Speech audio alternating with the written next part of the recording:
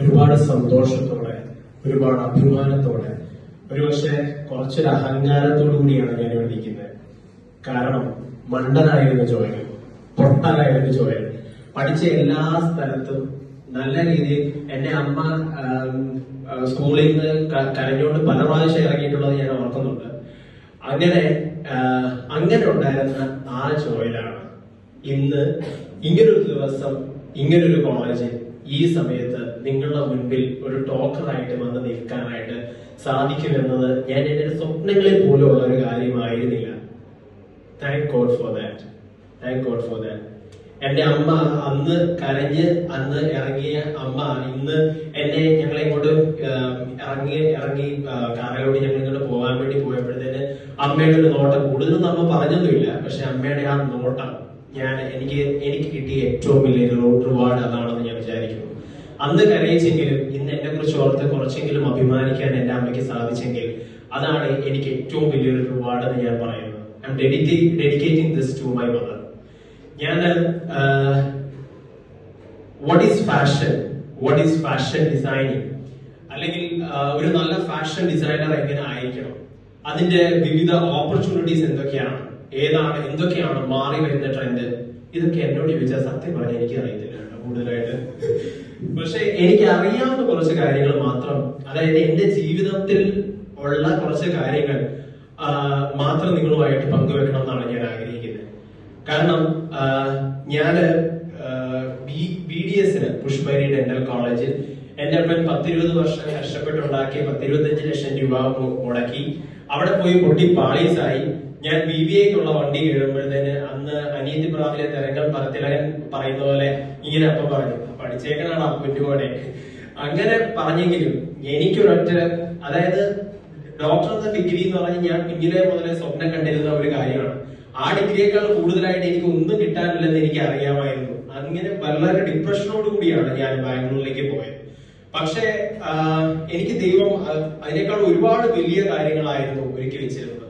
ഞാൻ ബാംഗ്ലൂരിലോട്ട് എത്തുമ്പോഴത്തേന് എനിക്ക് ആപ്പാടെ ഒരു കാര്യം ഉണ്ടായിരുന്നുള്ളൂ, അതായത് പോക്കറ്റ് മണിക്ക് വേണ്ടിയിട്ടെങ്കിലും വീട്ടിൽ ഇനി ബുദ്ധിമുട്ടിക്കരുത് എന്നുള്ള ഒരു കാര്യം മാത്രമേ ഉള്ളൂ. അതിനു വേണ്ടിയിട്ട് ഞാൻ ആദ്യം ഓർത്തു ഓട്ടോമൊബൈൽ ബൈക്കിന്റെ ഒക്കെ പാർട്സുകൾ നാട്ടിൽ കൊണ്ടുവന്ന് വിൽക്കാം, അങ്ങനത്തെ പരിപാടികൾ നോക്കാം, അല്ലെങ്കിൽ വല്ല പ്രൊഡക്ട്സ് സപ്ലൈ ചെയ്യാം, അല്ലെങ്കിൽ ഒന്നും അല്ലെങ്കിൽ KFCയിലോ മെക്ഡൊണാൾഡ്സിലോ എവിടെയെങ്കിലും പാർട്ട് ടൈം ജോലി ചെയ്ത് അങ്ങനെ ചെയ്യാം എന്നൊക്കെ വിചാരിച്ചു. പക്ഷെ അങ്ങനെ ഇരിക്കുമ്പോഴത്തേനാണ് ഒരു ദിവസം ഞാനും എന്റെ ഒരു ഫ്രണ്ടും കൂടെ, ബാംഗ്ലൂർ പോയിട്ടുള്ളവർക്ക് അറിയാം, ശിവാജി നഗർ എന്ന് പറയുന്ന സ്ട്രീറ്റ് ഉണ്ട്. അവിടെ 2 കടകൾ അറിയാം, ഒരു ശിവാജി നഗർ അറിയുന്നില്ലേ, മുഴുവൻ ഒരു സ്ട്രീറ്റ് മുഴുവൻ തുണിക്കടകളാണ്. അപ്പം അവന്റെ കയ്യിൽ പൈസ ഒന്നുമില്ല, എന്റെ കയ്യിൽ കാര്യമായിട്ട് പൈസ ഒന്നുമില്ല. അപ്പൊ ഞങ്ങൾ ഷർട്ട് സെലക്ട് ചെയ്ത് ഷോപ്പിങ്ങിനായിട്ട് പോകുമ്പോൾ ഇത് കാര്യമായിട്ട് ബ്രാൻഡഡ് ഷർട്ട് ഒന്നും എടുക്കാനായിട്ടുള്ള പൈസയൊന്നുമില്ല. അവൻ ഈ ഷർട്ട് ഇട്ടിട്ട് വേണം അവന്റെ ഒന്ന് പ്രപ്പോസ് ചെയ്യാനായിട്ട്, ഒരു പെങ്കൊച്ചിന് വേണ്ടി പ്രപ്പോസ് ചെയ്യാനായിട്ട് അന്ന് ആ ഷർട്ട് ഇട്ടുകൊണ്ട് പോകാനായിട്ടാണ് അവൻ അന്ന് ആ ഷർട്ട് മേടിക്കാൻ വേണ്ടി പോയത്. അപ്പം ഒരു കടയിലോട്ട് പോയപ്പോഴത്തേന് 2 സൈഡിലും ഇങ്ങനെ ഷർട്ടുകൾ ഇങ്ങനെ കൂട്ടി ഇട്ടിരിക്കുകയാണ്. അപ്പൊ അതിനകത്തുനിന്ന് ഞാൻ ഒരു ഷർട്ട് സെലക്ട് ചെയ്തു, കുറേശ്ശെ തപ്പി നോക്കിയിട്ട് അതിനകത്തുനിന്ന് ഒരു ഷർട്ട് സെലക്ട് ചെയ്തു. അവനത് ഇട്ടപ്പോഴത്തേനും അവന് ഭയങ്കര കോൺഫിഡൻസ്, അവന് നന്നായിട്ട് ഇണങ്ങുന്നുണ്ടായിരുന്നു, നന്നായിട്ട്. അപ്പൊ അവൻ ഇച്ചിരി അത്ഭുതത്തോടു കൂടി എന്നെ നോക്കിയിട്ട് പറഞ്ഞു, നീ ഇത് എങ്ങനെയാ സെലക്ട് ചെയ്തത്, നിനക്ക് എങ്ങനെ ഇത്ര പെട്ടെന്ന് സെലക്ട് ചെയ്യാൻ പറ്റുകയെന്ന്. അപ്പോഴാണ് സത്യം പറഞ്ഞു കഴിഞ്ഞാൽ എനിക്ക് ഒന്ന് വൈ നോട്ട് ദിസ് എന്നുള്ള ഒരു കാര്യം എന്റെ മനസ്സിലേക്ക് വന്നത്. അതിനു മുന്നേയും എന്റെ പെങ്ങളാണ് ഇവിടെ നിൽക്കുന്നത്. അവള് കുഞ്ഞിനെ മുതലേ അപ്പൻ ഇവിടെ ഇല്ല, അപ്പൻ പുറത്താണ്. അമ്മയ്ക്ക് ഇതിനെ പറ്റി ഒന്നും യാതൊരു ഗ്രാഹ്യവുമില്ല. ഇവളും എനിക്ക് മോളെ പോലെയാണ്, ഞങ്ങൾ തമ്മിൽ വലിയ വ്യത്യാസമൊന്നും ഇല്ല കേട്ടോ, പക്ഷെ എന്നാലും മോളെ പോലെയാണ്. പക്ഷെ അവൾക്ക് നന്നായിട്ട് ഒരുങ്ങി നടക്കാൻ ഇഷ്ടമുള്ള ആളായിരുന്നു. അപ്പം അവൾക്ക് വേണ്ടിയിട്ട് അവൾക്ക് മിക്കവാറും സെലക്ട് ചെയ്യുന്നത്, അവൾക്കും അമ്മയ്ക്കും സെലക്ട് ചെയ്യുന്നത് ഞാനായിരുന്നു. അപ്പം അതെല്ലാം തന്നെ ഹിറ്റ് ആയിരുന്നെങ്കിൽ അന്നൊന്നും എന്റെ മനസ്സിലെ ഈ ഒരു സംഭവം പോയിട്ടേ ഇല്ല, ഇങ്ങനൊരു കാര്യത്തെ പറ്റി ഞാൻ ആലോചിച്ചിട്ടേ ഇല്ല. പക്ഷെ അന്ന് അവൻ അത് പറഞ്ഞപ്പോ അത് വൈ നോട്ട് ദിസ് എന്നുള്ള ഒരു തോന്നൽ എനിക്കുണ്ടായി. അതൊരിക്കലും ഒരു വലിയ പ്രൊഫഷനായിട്ട് മാറുന്നൊന്നും എനിക്ക് അന്ന് ഉണ്ടായിരുന്നില്ല, പാർട്ട് ടൈം ആയിട്ട് മാത്രം ചെയ്യണം എന്നായിരുന്നു എന്റെ ഒരു ആഗ്രഹം. അങ്ങനെ ഞാൻ ഷർട്ട് സെലക്ട് ചെയ്യാനായിട്ട് ചിക്പേട്ട് എന്ന് പറയുന്ന ഒരു സ്ഥലമുണ്ട് ബാംഗ്ലൂർ, അറിയാവോ? ചിക്പേട്ട് എന്ന് പറയുന്ന സ്ഥലം, ഇതെല്ലാം നിങ്ങൾ ഭാവിയിൽ കാണുന്ന സ്ഥലങ്ങളായിരിക്കും. ഈ ചിക്പേട്ട് എന്ന് പറയുന്ന സ്ഥലത്തു നിന്നാണ് നമ്മുടെ ഈ സൗത്ത് ഇന്ത്യയിലേക്കുള്ള ഫാബ്രിക്കുകൾ കൂടുതലും നമുക്ക് വരുന്നത്. ചിക്പേട്ട് എന്ന് പറയുന്ന സ്ഥലത്തു നിന്നാണ് കൂടുതലും, അവിടെ നിന്നാണ് കൂടുതലും വരുന്നത്. അപ്പൊ ചിക്പേട്ട് എന്ന് പറയുന്ന സ്ഥലത്ത് ഇങ്ങനെ പിന്നെ ഷർട്ട് പിന്നെ ഹോൾസെയിൽ ആയിട്ട് കൊടുക്കുന്ന ആൾക്കാരെ പിന്നെ കൺസൾട്ട് ചെയ്യാനായിട്ട് ഞാൻ അവിടെ പോയി. അവിടെ പോയപ്പോഴത്തേന് ഒരു പാക്കറ്റിനകത്ത് ഒരേ പാറ്റേൺ ഒരേ കളറുള്ള 5 shirt, small, large, XL, double XL, അങ്ങനെ 5 ഷർട്ട് ഒരേ പാറ്റേൺ ഉള്ള അങ്ങനെ 50 പീസ് മേടിച്ചെങ്കിലേ ഇവരെനിക്ക് ഹോൾസെയിൽ ആയിട്ട് സാധനം തരത്തുള്ളൂ. അപ്പം അതെനിക്കറിയാം, ഈ 5 പേരെ ഈ ഒരേ പാറ്റേൺ ഉള്ള സൈസിലുള്ള ഷർട്ടിനുള്ള 5 സൈസിലുള്ള ആൾക്കാരെ കണ്ടുപിടിച്ച് ഞാൻ ഈ ഷർട്ട് വിൽക്കുക എന്ന് പറയുന്നത് ഇംപ്രാക്ടിക്കൽ ആയിട്ടുള്ള കാര്യമാണെന്ന് എനിക്ക് മനസ്സിലായി.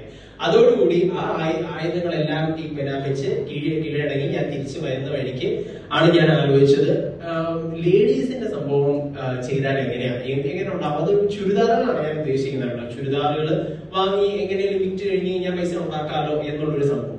ഇതെങ്ങാനും വീട്ടിൽ അറിഞ്ഞു കഴിഞ്ഞാല് ഒരു കാരണവശാലും സമ്മതിക്കത്തില്ല എന്ന് എനിക്ക് നന്നായിട്ട് അറിയാം. കാരണം ഡോക്ടർ ആകാൻ പോയാൽ ഇനിയിപ്പം തുണിക്കച്ചവടം എന്ന് പറയുന്നത് അംഗീകരിക്കാൻ പറ്റുന്ന കാര്യമായിരുന്നില്ല വീട്ടിൽ. അപ്പൊ അങ്ങനെ ഞാൻ ശരിക്കും പറഞ്ഞു കഴിഞ്ഞാൽ ഞാൻ ഒന്ന് ആലോചിച്ചു കഴിഞ്ഞപ്പോഴത്തേന് ഞാൻ BBAക്ക് ഒപ്പം തന്നെ ഞാൻ ആദ്യമേ അപ്പനോട് സംസാരിച്ചു. അമ്മയോട് പറഞ്ഞപ്പോ അമ്മ പറഞ്ഞു, നീനെ പറ്റി ആലോചിക്കുകയേ വേണ്ട, നീ ഞങ്ങൾക്ക് ഈ നാണക്കേട് ഉണ്ടാക്കാൻ വേണ്ടി അടുത്ത പരിപാടിയായിട്ട് ഇറങ്ങിയിരിക്കുകയാണോ എന്നുള്ളതായിരുന്നു അമ്മയുടെ ആദ്യത്തെ ചോദ്യം. പക്ഷെ അപ്പം കുറച്ചും കൂടെ ഫ്രണ്ട്ലിയാണ്. അപ്പം പറഞ്ഞു, നിനക്ക് ഇത് ഭയങ്കര ആഗ്രഹമാണെങ്കിൽ ഓക്കെ, ഒരു കാര്യം ചെയ്യും, ഞാൻ കുറച്ച് പൈസ ഞാൻ നിനക്ക് തരാം, നീ തിരിച്ചു തന്നാൽ മതി എന്ന് പറഞ്ഞ് ആദ്യമേ ഞാൻ നിങ്ങളുടെ ഈ ഇതില്ലേ സൃഷ്ടി എന്ന് പറയുന്നതായിരുന്നു എന്റെ ആദ്യത്തെ ബ്രാൻഡ്.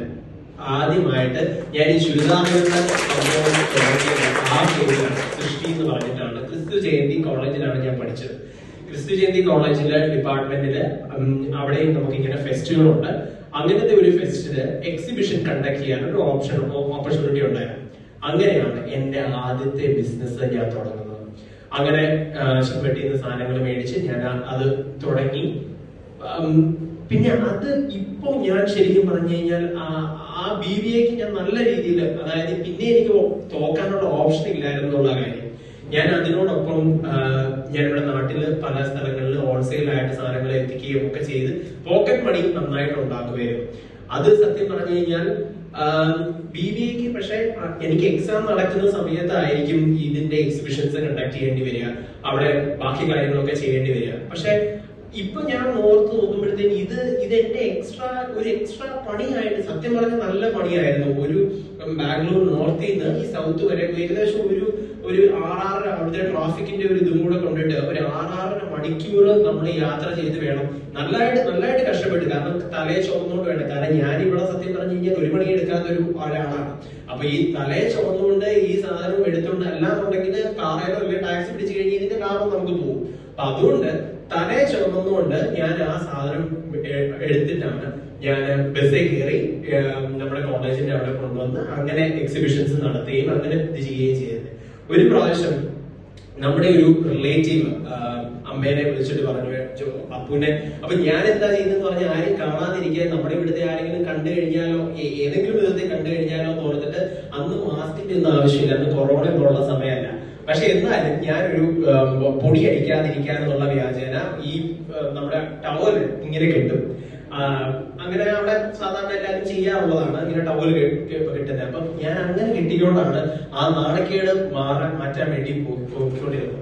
പക്ഷെ എന്നാലും ഞാൻ പിടിക്കപ്പെട്ടു. അമ്മയുടെ ഒരു ഫ്രണ്ട് ബാംഗ്ലൂർ വെച്ച് എന്നെ കണ്ടു, അമ്മേനെ വിളിച്ചു പറഞ്ഞു. അമ്മ അവസാനം എന്നോട് പറഞ്ഞു, മോനെ നിനക്ക് ഇതിന്റെ എന്തിന്റെ, അമ്മ ചെറുതായിട്ട് കരഞ്ഞോണ്ടാവും, നിനക്ക് ഇത് എന്തിന്റെ കേടാ, ഞങ്ങൾ നിന്നെ എങ്ങനെ എന്താവണോന്ന് ആഗ്രഹിച്ച് നീ ഇപ്പൊ ഇതും കൂടെ ചെയ്ത് നാണക്കേട് ഉണ്ടാക്കാൻ വേണ്ടിയാണ്. പക്ഷെ അവിടെയും ഞാൻ തോറ്റില്ലെന്ന് പറഞ്ഞു കഴിഞ്ഞാൽ ഇതിനകത്ത് ഞാൻ നിങ്ങൾക്ക് പറയാനുള്ള ഒരു കാര്യം എന്ന് പറഞ്ഞാൽ, എനിക്ക് തുണി എന്ന് പറയുന്ന ഒരു സൈസ് ആക്രാന്തമായിരുന്നു. ഞാനൊരു നല്ല ഡിസൈനറോ നല്ല ഒരു ഇതൊന്നും അല്ല. പക്ഷെ എന്നാലും തുണി എന്ന് പറയുന്നത് എനിക്കൊരു സൈസ് ഒരു വികാരമാണ്. ഞാൻ ഇതിനകത്ത് നിങ്ങളോട് പറയാനായിട്ടുള്ള ഒരു കാര്യം എന്താണെന്ന് പറയാം, നമ്മൾ എന്ത് ചെയ്താലും അത് സന്തോഷത്തോടു കൂടി ചെയ്യണം. എന്നാൽ മാത്രമേ അതിൽ എക്സ്ട്രാ ആയിട്ട് നിൽക്കാറുള്ളൂ. അതായത് നമുക്ക് ഒരുപാട്, അതായത് ഇതിനകത്തുള്ള പ്രയാസങ്ങളൊന്നും എനിക്ക് പ്രയാസമല്ലാതായിട്ട് തോന്നിയത് ഞാൻ അതിനെ ഇഷ്ടപ്പെട്ടത് കൊണ്ട്. ഞാനത് പഠിത്തത്തെ ഞാൻ കുറച്ചും കൂടെ എക്സ്ട്രാ ആയിട്ട് കണ്ടെങ്കിൽ ഈ കാര്യം എനിക്ക് ഒരിക്കലും ഒരു എക്സ്ട്രാ ആയിരുന്നില്ല. നിങ്ങൾ ഇതാണ് ചെയ്യുന്നത്. അപ്പം ഞാൻ പറയുന്നത് നിങ്ങൾ സന്തോഷത്തോടു കൂടി വേണം എന്ത് കാര്യം ചെയ്താലും അത് ചെയ്യാനായിട്ട്. അപ്പൊ അതുകൊണ്ട് തന്നെ നമുക്ക് പിന്നെ അതിനകത്ത് വരുന്ന പ്രശ്നങ്ങളും പ്രതികൂലങ്ങളും ഒന്നും നമ്മളെ അത് ബാധിക്കത്തില്ല. പിന്നെ അത് കഴിഞ്ഞിട്ട് പിന്നെ നമുക്ക് അത്ര എളുപ്പമായിരുന്നില്ല നമ്മുടെ ഒരു ഇവിടെ ആൺപിള്ളേർ ഇരിപ്പുണ്ട്. എനിക്ക് അടുത്ത ഒരു ക്വസ്റ്റ്യൻ എന്ന് പറഞ്ഞു കഴിഞ്ഞാൽ ആൺപിള്ളേർക്ക് പറ്റുന്ന ഒരു പരിപാടിയാണോ ഇത്? എന്റെ കൂട്ടുകാര് കള്ളു കുടിക്കാൻ പോകുമ്പോഴത്തേനും ഞാൻ ബാക്കി എല്ലാ പരിപാടികൾക്കും പോകുമ്പോഴത്തേന് ഞാൻ ഈ തലയെ ചുമന്നുകൊണ്ട് സാധനമായിട്ട് കൊണ്ട വിൽക്കുകയോ എടുക്കുകയോ ചെയ്യുമ്പോഴത്തേന് അവരെന്നോട് പറയും, എടാ നിനക്കെന്നെ അവരെല്ലാം വിചാരിച്ചുകൊണ്ടിരുന്നത് ഞാൻ വളരെ പാവപ്പെട്ട വീട്ടിലെ നിർധനനായ ആൾക്കാരുടെ മകനാണ്, അതുകൊണ്ടാണ് ഞാൻ ഇങ്ങനെ ചെയ്തുകൊണ്ടിരിക്കുന്നതെന്ന് ആണ് അവരെല്ലാം വിചാരിച്ചുകൊണ്ടിരുന്നത്. ഒരു പ്രാവശ്യം വെക്കേഷന് അവരെ എല്ലാ വീടുകളിലും ഞങ്ങൾ മലയാളി ഗ്യാങ് അവിടെ ഭയങ്കര സ്ട്രോങ് ആയിരുന്നു. ഞങ്ങളുടെ ആ ഒരു ഗ്യാങ് ഭയങ്കര രസമായിരുന്നു. അവിടെ കോളേജിൽ ഞങ്ങളുടെ ആ ഒരു ഗ്യാങ് ഭയങ്കര ഇതായിട്ടുള്ള ഒരു ഗ്യാങ് ആയിരുന്നു. അപ്പൊ ഞങ്ങൾ എല്ലാവരുടെയും വീടുകളിൽ പോകും. അങ്ങനെ എന്റെ വീട്ടിൽ വന്നപ്പോഴത്തേന് ആ ഗേറ്റിന്റെ അങ്ങോട്ട് കയറി കഴിഞ്ഞപ്പോഴത്തേന് ഞാൻ അങ്ങനെ വേറൊരു വിധത്തിൽ നിങ്ങൾ എടുക്കരുത് കേട്ടോ, ഞാനത് പറഞ്ഞു വരുന്ന വഴിക്കെന്ന് പറയുന്നത്, ഗേറ്റിന്റെ അങ്ങോട്ട് കയറുന്ന വഴിക്ക് എന്നെ മാമച്ചാന്നാണ് അമ്മനെ കളിയാക്കി വിളിച്ചുകൊണ്ടിരുന്നത്. അത് കോട്ടയംകാരനായതുകൊണ്ടും എന്റെ ഒരു സ്റ്റൈലിൽ ഇങ്ങനെ ഒരു ബിസിനസ്സുകാരന്റെ സ്റ്റൈൽ ആയതുകൊണ്ടും അവരെ എന്നെ മാമച്ചാന്നാണ് വിളിച്ചുകൊണ്ടിരുന്നത്. അപ്പം ഇവിടെ മാമച്ച നിന്റെ വീടാണോ ഇത്? ഇവിടെ നിനക്ക് നിന്റെ വീടാണോ? തലയ്ക്കോടാണോ? കാരണം ഇങ്ങനെ ഈ കിടന്ന് കഷ്ടപ്പെടേണ്ട കാര്യം നിനക്കില്ലല്ലോ എന്നുള്ള വിധത്തില് അവരെന്നോട് അന്ന് ചോദിച്ചത് ഞാൻ ഇന്ന് ഓർക്കുന്നു. പക്ഷേ അന്ന് ഈ പറഞ്ഞതുപോലെ പെണ്ണുങ്ങളുടെ അമ്മമാരെല്ലാം, അവന്മാര് മാത്രമല്ല എന്റെ അമ്മയും ആൾക്കാരൊക്കെ അമ്മ വിഷമിച്ചിട്ടുണ്ട്. ആൾക്കാർ പറയുന്നത് ഈ പെണ്ണുങ്ങളുടെ ചുരിദാർ കൊണ്ട് വിൽക്കേണ്ട കാര്യം നിനക്കുണ്ടോ എന്ന് പറഞ്ഞു കേട്ടിട്ടുണ്ട്. എന്റെ കൂട്ടുകാരനെ കളിയാക്കിയിട്ടുണ്ട്, ഓമച്ച നിനക്ക് എന്തിന്റെ കേടായത് എന്നുള്ള വിധത്തിൽ പറഞ്ഞിട്ടുണ്ട്. പക്ഷെ അവിടെയൊക്കെ ഞാൻ ഇന്ന് ഒരു പക്ഷെ എനിക്ക് അഭിമാനത്തോടെ പറയാൻ പറ്റും, ഈ കളിയാക്കിയിട്ടുള്ള എന്റെ കൂട്ടുകാരുടെക്കാളും അല്ലെങ്കിൽ ഈ എന്റെ അമ്മയുടെ പ്രായമുള്ള ബാക്കിയുള്ള ആൾക്കാരുടെ മക്കളെക്കാളും ഒരു പടി മേളിലാണ് ദൈവമാണ് അനുഗ്രഹിച്ച് ഞാൻ ഇന്ന് നിൽക്കുന്നത്. കാരണം എന്റെ കൂടെ BDS പഠിച്ചവർ MDS പഠിച്ചുകൊണ്ടിരിക്കുന്നതേ ഉള്ളൂ. എന്റെ കൂടെ ബാക്കിയുള്ളവർ പഠിച്ചിട്ടുള്ള ആൾക്കാർ MBA ബാക്കി കാര്യങ്ങളൊക്കെ ചെയ്തു വരുന്നതേ ഉള്ളൂ. പുറത്തു പോയിട്ടുള്ള ആൾക്കാർ രക്ഷപ്പെട്ട് വരുന്നതേ ഉള്ളൂ. പക്ഷെ ഇന്ന് ഞാൻ സ്വന്തമായിട്ട് 2 കാറ് മേടിച്ചു, എന്റെ വീട് റിനോവേറ്റ് ചെയ്തു, എന്റെ അപ്പനെ ഞാൻ തിരിച്ചു കൊണ്ടുവരാൻ പോകുന്നു. ഇതിനേക്കാളും കൂടുതൽ നേട്ടം ഈ ഒരു ചെറിയ പ്രായത്തിൽ 20 പേർക്ക് കഴിവുകൊണ്ടൊന്നും അല്ല കേട്ടോ, പക്ഷെ ദൈവം അനുഗ്രഹിച്ച് എനിക്കത് സാധിച്ചു എന്നുള്ളതാണ്. അപ്പം അന്ന് ഞാൻ അവിടെ കൊണ്ട് നിർത്തിയിരുന്നുണ്ടെങ്കിൽ ഒരിക്കലും ഇന്ന് എനിക്ക് ഈ പറയുന്ന വിധത്തിൽ എത്താൻ പറ്റത്തില്ലായിരുന്നു. കാരണം ഞാൻ നിങ്ങളോട് എല്ലാവരോടും അതാ പറയുന്നത്, പ്രതികൂലങ്ങൾ ഉണ്ടാവും, ഒരുപാട് പ്രശ്നങ്ങൾ ഉണ്ടാവും, ഒരുപാട് ആൾക്കാർ കളിയാക്കി കേൾക്കണം എന്നാണ് ഞാൻ പറയുന്നത്. അതാണ് നമ്മളെ മോട്ടിവേറ്റ് ചെയ്യുന്നത്, നമ്മളെ ബേൺ ചെയ്യിക്കുന്നത്. അതാണ് നമുക്ക് ഉള്ള ഫ്യൂവൽ എന്ന് ഞാൻ വിശ്വസിക്കുന്നു. കാരണം പോട്ടടാ മോനെ സാരമില്ല, ഞാൻ BDS തോറ്റു കഴിഞ്ഞപ്പോഴത്തേന് പോട്ടടാ മോനെ സാരമില്ല എന്ന് പറഞ്ഞവരുടെ മുഖമൊന്നും എന്റെ മനസ്സിലില്ല. പക്ഷേ അതേസമയം എന്റെ അപ്പനേക്ക് ഒരുപാട്, അതായത് അപ്പന്റെ ഫ്രണ്ട്സിന്റെ ഗ്യാങ് ഗെറ്റ് ടുഗദർ ഒക്കെ കൂടുമ്പോഴത്തേന് അപ്പനെയൊക്കെ കളിയാക്കിയിട്ടുണ്ട്. ഇവന്റെ ഈ മണ്ടത്തരങ്ങൾക്ക് അനുസരിച്ച് പൈസ അറിയാനുണ്ടല്ലോ, പൈസ ഇവരിങ്ങനെ കളഞ്ഞുകൊണ്ടിരിക്കുകയാണെന്നുള്ള വിധത്തിൽ അപ്പനെ കളിയാക്കിയത്, അത് എന്നെ സംബന്ധിച്ചിടത്തോളം എനിക്കൊരു അടി അടിച്ചിരുന്നെങ്കിൽ എനിക്ക് പ്രശ്നം ഉണ്ടായിരിക്കുകയാണ്. പക്ഷെ എന്റെ അപ്പനെ അന്ന് അവരെ കളിയാക്കിയിട്ടുണ്ടെങ്കിൽ അവരുടെ മക്കളെക്കാളും വലുതാവണം എന്നുള്ള ഒരു വാശി എനിക്കുണ്ടായിരുന്നു. ആ വാശിയാണ് എന്നെ ഈ തല ചുമന്നുകൊണ്ട് സാധനങ്ങൾ കൊണ്ടുപോകാനും ഇപ്പം ഞാൻ കഷ്ടപ്പെടുന്നുണ്ടെങ്കിൽ അതെല്ലാത്തിനും ഉള്ള ഫ്യൂവല് തന്നത് അവരാണ്. ഞാൻ ഒരിക്കലും എന്നെ സമാധാനിപ്പിച്ചതിനെ ഞാൻ ഓർക്കുന്നില്ല. എന്നെ അന്ന് വേദനിപ്പിച്ച ആൾക്കാര് അവരോട് ഞാൻ ഒരുപാട് നന്ദി പറയും. കാരണം അങ്ങനെ ഒരു സംഭവം ഉണ്ടായതുകൊണ്ടാണ് ഞാൻ ഇന്നിപ്പോ ഈ പറഞ്ഞതുപോലെ ജോയൽ ജേക്കബ് മാത്യു എന്നൊക്കെ പറഞ്ഞ് ഇങ്ങനെ പറഞ്ഞപ്പോഴത്തേന് എന്റെ മനസ്സിലേക്ക് വന്ന കാര്യം, ഒരുപാട് നിന്ദിക്കപ്പെട്ടവരല്ല ഞാൻ. എന്റെ അപ്പനും അമ്മയും എന്റെ വീട്ടുകാരും ഒരുപാട് വിഷമിച്ചിട്ടല്ല, എന്നെ പറ്റി ഓർത്ത് ഒരുപാട് വിഷമിച്ചതല്ല എന്ന് ഞാൻ വിചാരിച്ചത്. ഞാൻ ദൈവത്തിന് നന്ദി പറയുകയായിരുന്നു. കാരണം ഞാൻ അവിടെ ഇരുന്നുകൊണ്ട് ഇങ്ങനെ വലിയ കാര്യമായിട്ട് പറഞ്ഞത്. അപ്പൊ ഞാൻ പറയുന്നത് എന്താണെന്ന് വെച്ചാൽ, പ്രതികൂലങ്ങൾ ഉണ്ടാവും, അത് ഉണ്ടാവുകയും ചെയ്യണം. അങ്ങനെ ഉണ്ടെങ്കിൽ മാത്രമേ നമുക്ക് നമ്മുടെ സക്സസ് എൻജോയ് ചെയ്യാൻ പറ്റത്തുള്ളൂ എന്നാണ് ഞാൻ വിശ്വസിക്കുന്നത്. പിന്നെ അതും കഴിഞ്ഞ് അപ്പോഴും ഞാൻ തീരുമാനിച്ചിട്ടുണ്ടായിരുന്നില്ല ഇത് പ്രൊഫഷനാവണം. അത് കഴിഞ്ഞിട്ട് അപ്പനോട് പറഞ്ഞു, ഒരു കാര്യം ചെയ്യും, നീ ഇത് കഴിഞ്ഞ ഉടനെ ഓസ്ട്രേലിയക്കോ അല്ലെങ്കിൽ സ്റ്റേറ്റ്സിൽ വല്ലതും പോയി എവിടെന്നെങ്കിലും ഒരു മാസ്റ്റർ ഡിഗ്രി എടുത്ത്, അങ്ങനെയാണല്ലോ നമ്മുടെ രീതി, അങ്ങനെയാണല്ലോ. പുറത്തു പോയാലേ രക്ഷപ്പെടത്തുള്ളൂ, പുറത്തു പോയാലേ നമുക്കൊരു സന്തോഷം കിട്ടത്തുള്ളൂ എന്നുള്ള ഒരു തോന്നലാണല്ലോ നമുക്ക് എല്ലാവർക്കും ഉള്ളത്. അപ്പം അങ്ങനെയാണ് ഞാനും വിചാരിച്ചിരുന്നത്. ക്ലീഷേ പാറ്റേൺ അതേ സ്റ്റൈലിൽ തന്നെയാണ് ഞാനും വിചാരിച്ചത്. അങ്ങനെ തേർഡ് ഇയർ കഴിയുന്നില്ല, ലാസ്റ്റ് സെമിസ്റ്ററിന് മുന്നേ ഞാൻ IELTS പഠിക്കാനായിട്ട്, കാരണം BBAക്ക് ഞാൻ നന്നായിട്ട് പഠിച്ചായിരുന്നു. കാരണം പിന്നെ ഞാൻ തോക്കാതിരിക്കാൻ വേണ്ടി കഷ്ടപ്പെട്ടിരുന്ന് പഠിച്ചായിരുന്നു ഞാൻ. അതുകൊണ്ട് തന്നെ നല്ല മാർക്കോടുകൂടിയാണ് ഞാൻ BBA പാസ്സായത്. ആ സമയത്ത് അന്നേരം ഞാൻ IELTS പഠിക്കണം, ബാക്കി കാര്യങ്ങൾക്കുള്ള പ്രൊസീജിയേഴ്സ് എല്ലാം നോക്കണമെന്നുള്ളതുകൊണ്ട് സാന്റാ മോണിക്ക, സാൽവേ മരിയ, നിങ്ങൾ ഇതൊക്കെ പിന്നീട് കേൾക്കും കേട്ടോ, പുറത്തേക്ക് പോകാനുള്ള ഏജൻസികളാണ്. അപ്പൊ പിന്നെ സാന്റാ മോണിക്കയിലൊക്കെ ചെന്നിട്ട് അപ്പൻ അത് കഴിഞ്ഞ് തിരിച്ചു വന്നപ്പോഴത്തേന് എന്റെ അപ്പൻ വർഷങ്ങളായിട്ട് 30 വർഷമായിട്ട് പുറത്താണ്, സൗദിയിലാണ്. അപ്പം അപ്പൻ ഇനി തിരിച്ചു വരാൻ പോവാണ്, അടുത്ത മാസം ദൈവം അനുഗ്രഹിച്ച് തിരിച്ചു വരാൻ പോവാണ്. അപ്പം അപ്പൻ എന്നോട് അത് കഴിഞ്ഞിട്ട് അതെല്ലാം നമ്മൾ പോയി ഡിസ്കസ് ചെയ്ത് എല്ലാം തിരിച്ച് വീട്ടിലോട്ട് വരുന്ന വഴി അപ്പൻ ഇച്ചിരി വിഷമത്തോടുകൂടി എന്നോട് പറഞ്ഞു, ഒരാളെ പോണോടാ നീ, കാരണം പിന്നെ ഞാൻ തിരിച്ചു വരുന്നതിനകത്ത് എന്ത് അർത്ഥമാവുള്ളത് എന്ന് ഒരൊറ്റ വാങ്ങി. പിന്നെ എന്റെ ഇഷ്ടമല്ല, നിനക്ക് ഇഷ്ടമുള്ള പോലെ ചെയ്യുന്നത്, എന്റെ ഇഷ്ടമാണ് എന്റെ ഇഷ്ടം. പിന്നെ തമാശയായിട്ട് പറഞ്ഞു ഇവളെ കെട്ടിച്ച് വീട്ടിൽ നിർത്തുന്നു പറഞ്ഞു.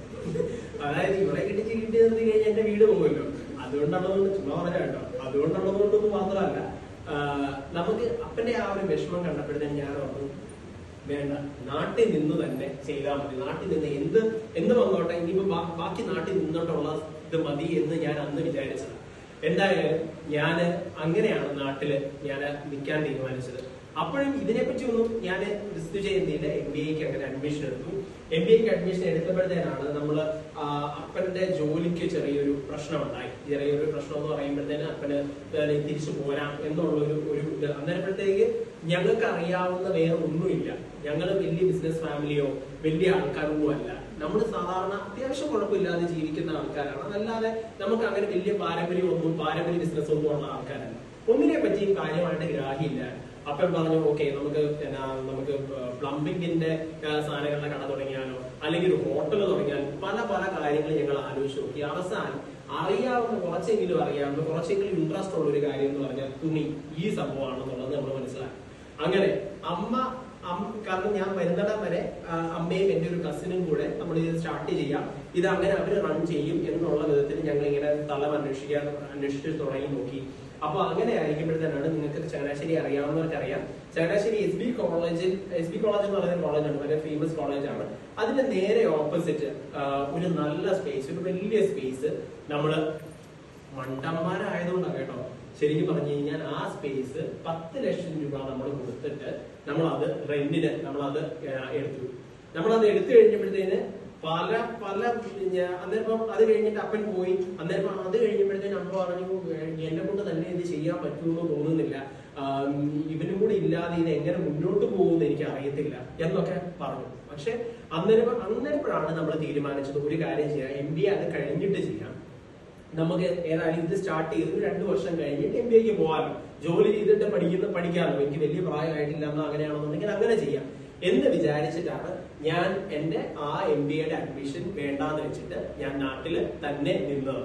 അങ്ങനെ ഇരിക്കുമ്പോഴത്തേന് വലിയൊരു പ്രശ്നം ഉണ്ടായത് എന്താണെന്ന് വെച്ചാൽ, ഈ സ്ഥലത്തിന് മുനിസിപ്പാലിറ്റിയുടെ സാങ്ഷൻ കിട്ടിയിട്ടുണ്ടായിരുന്നില്ല.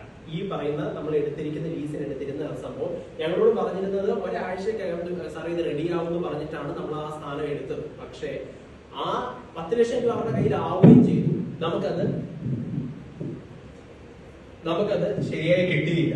അപ്പൊ അങ്ങനെ ആയിരിക്കുമ്പോഴത്തേനാണ് നമ്മൾ ശരിക്കും പറഞ്ഞു കഴിഞ്ഞാൽ ആ സ്പേസ് നമ്മൾ എടുത്തിട്ടുള്ള ആ സ്പേസ് മുനിസിപ്പാലിറ്റിയിൽ ഞാൻ എല്ലാ ദിവസവും, ഒരു ദിവസം കഴിഞ്ഞു, ഒരാഴ്ച കഴിഞ്ഞു, 2 ആഴ്ച കഴിഞ്ഞു, 3 ആഴ്ച കഴിഞ്ഞു, മാസങ്ങളായിട്ട് ഇത് ശരിയാവുന്നില്ല. അപ്പൊ എനിക്ക് കാരണം തിരിച്ച് MBAക്ക് കയറാനും പറ്റത്തില്ല, കാരണം നമ്മുടെ അഡ്മിഷൻസ് എല്ലായിടത്തും ക്ലോസ് ആയി, ഇനി വേറെ കാര്യങ്ങളൊന്നും ചെയ്യാൻ പറ്റത്തില്ല. അന്നപ്പം ഞാൻ മുനിസിപ്പാലിറ്റിയിലേക്ക് എല്ലാ ദിവസവും പോകാനായിട്ട് തുടങ്ങി. മുനിസിപ്പാലിറ്റി, കാരണം ഇത് ശരിയാക്കേണ്ടത് എന്റെ ആവശ്യമായി പോയി. കാരണം വേറൊരു സ്പേസ് നമുക്ക് ഇത് നോക്കാനായിട്ടുള്ള പൈസയില്ല, പിന്നെ അത് അതിനുള്ളൊരു ധൈര്യവുമില്ല. അപ്പൊ ഇത് ശരിയാക്കുക എന്നുള്ള ഒരു ലക്ഷ്യത്തോടു കൂടി ഞാൻ എല്ലാ ദിവസവും ചങ്ങനാശ്ശേരി മുനിസിപ്പാലിറ്റി കയറി ഇറങ്ങുമായിരുന്നു. ഏകദേശം ഒരു വർഷത്തോളം ഞാൻ ചങ്ങനാശ്ശേരിയിലെ ആ മുനിസിപ്പാലിറ്റി കയറി ഇറങ്ങി. ഇത് തന്നെയായിരുന്നു എന്റെ ജീവിതം. പിന്നെ നിരാശയോടുകൂടി തിരിച്ചു വരും. തിരിച്ചു വന്നു കഴിയുമ്പോഴത്തേന് എന്തെങ്കിലും ഭക്ഷണം കഴിക്കും, കുറച്ചൊക്കെ അവിടെ നിന്ന് കടന്നുറങ്ങും. പിന്നെ ഞാൻ അമ്മയോട് പറയുമ്പോൾ ഇനി എന്റെ ജീവിതം ഇങ്ങനെ ആയി പോയല്ലോ, ചെയ്യുന്നതെല്ലാം പ്രശ്നം, ചെയ്യുന്നതെല്ലാം തോൽവിയായി പോകുന്നല്ലോ എന്ന് ഞാൻ വിഷമം പറയും. അമ്മ എന്നെ ഒന്ന് സമാധാനിപ്പിക്കും. അത് കഴിഞ്ഞിട്ട് അപ്പനോട് വിളിച്ചിട്ട് പറയും, അയ്യോ നമ്മുടെ മോന്റെ ജീവിതം ഇങ്ങനെ ആയി പോവാണല്ലോ എന്ന് വിളിച്ചിട്ട് പറയും, സാരമില്ലടി പോട്ടടി. ഇത് തന്നെയായിരുന്നു എല്ലാ ദിവസവും നമ്മുടെ ഒരു ജീവിതത്തിന്റെ ഒരു പാറ്റേൺ എന്ന് പറയുന്നത്. അന്ന് നമുക്ക് പള്ളിയിൽ പോകാൻ പറ്റത്തില്ല.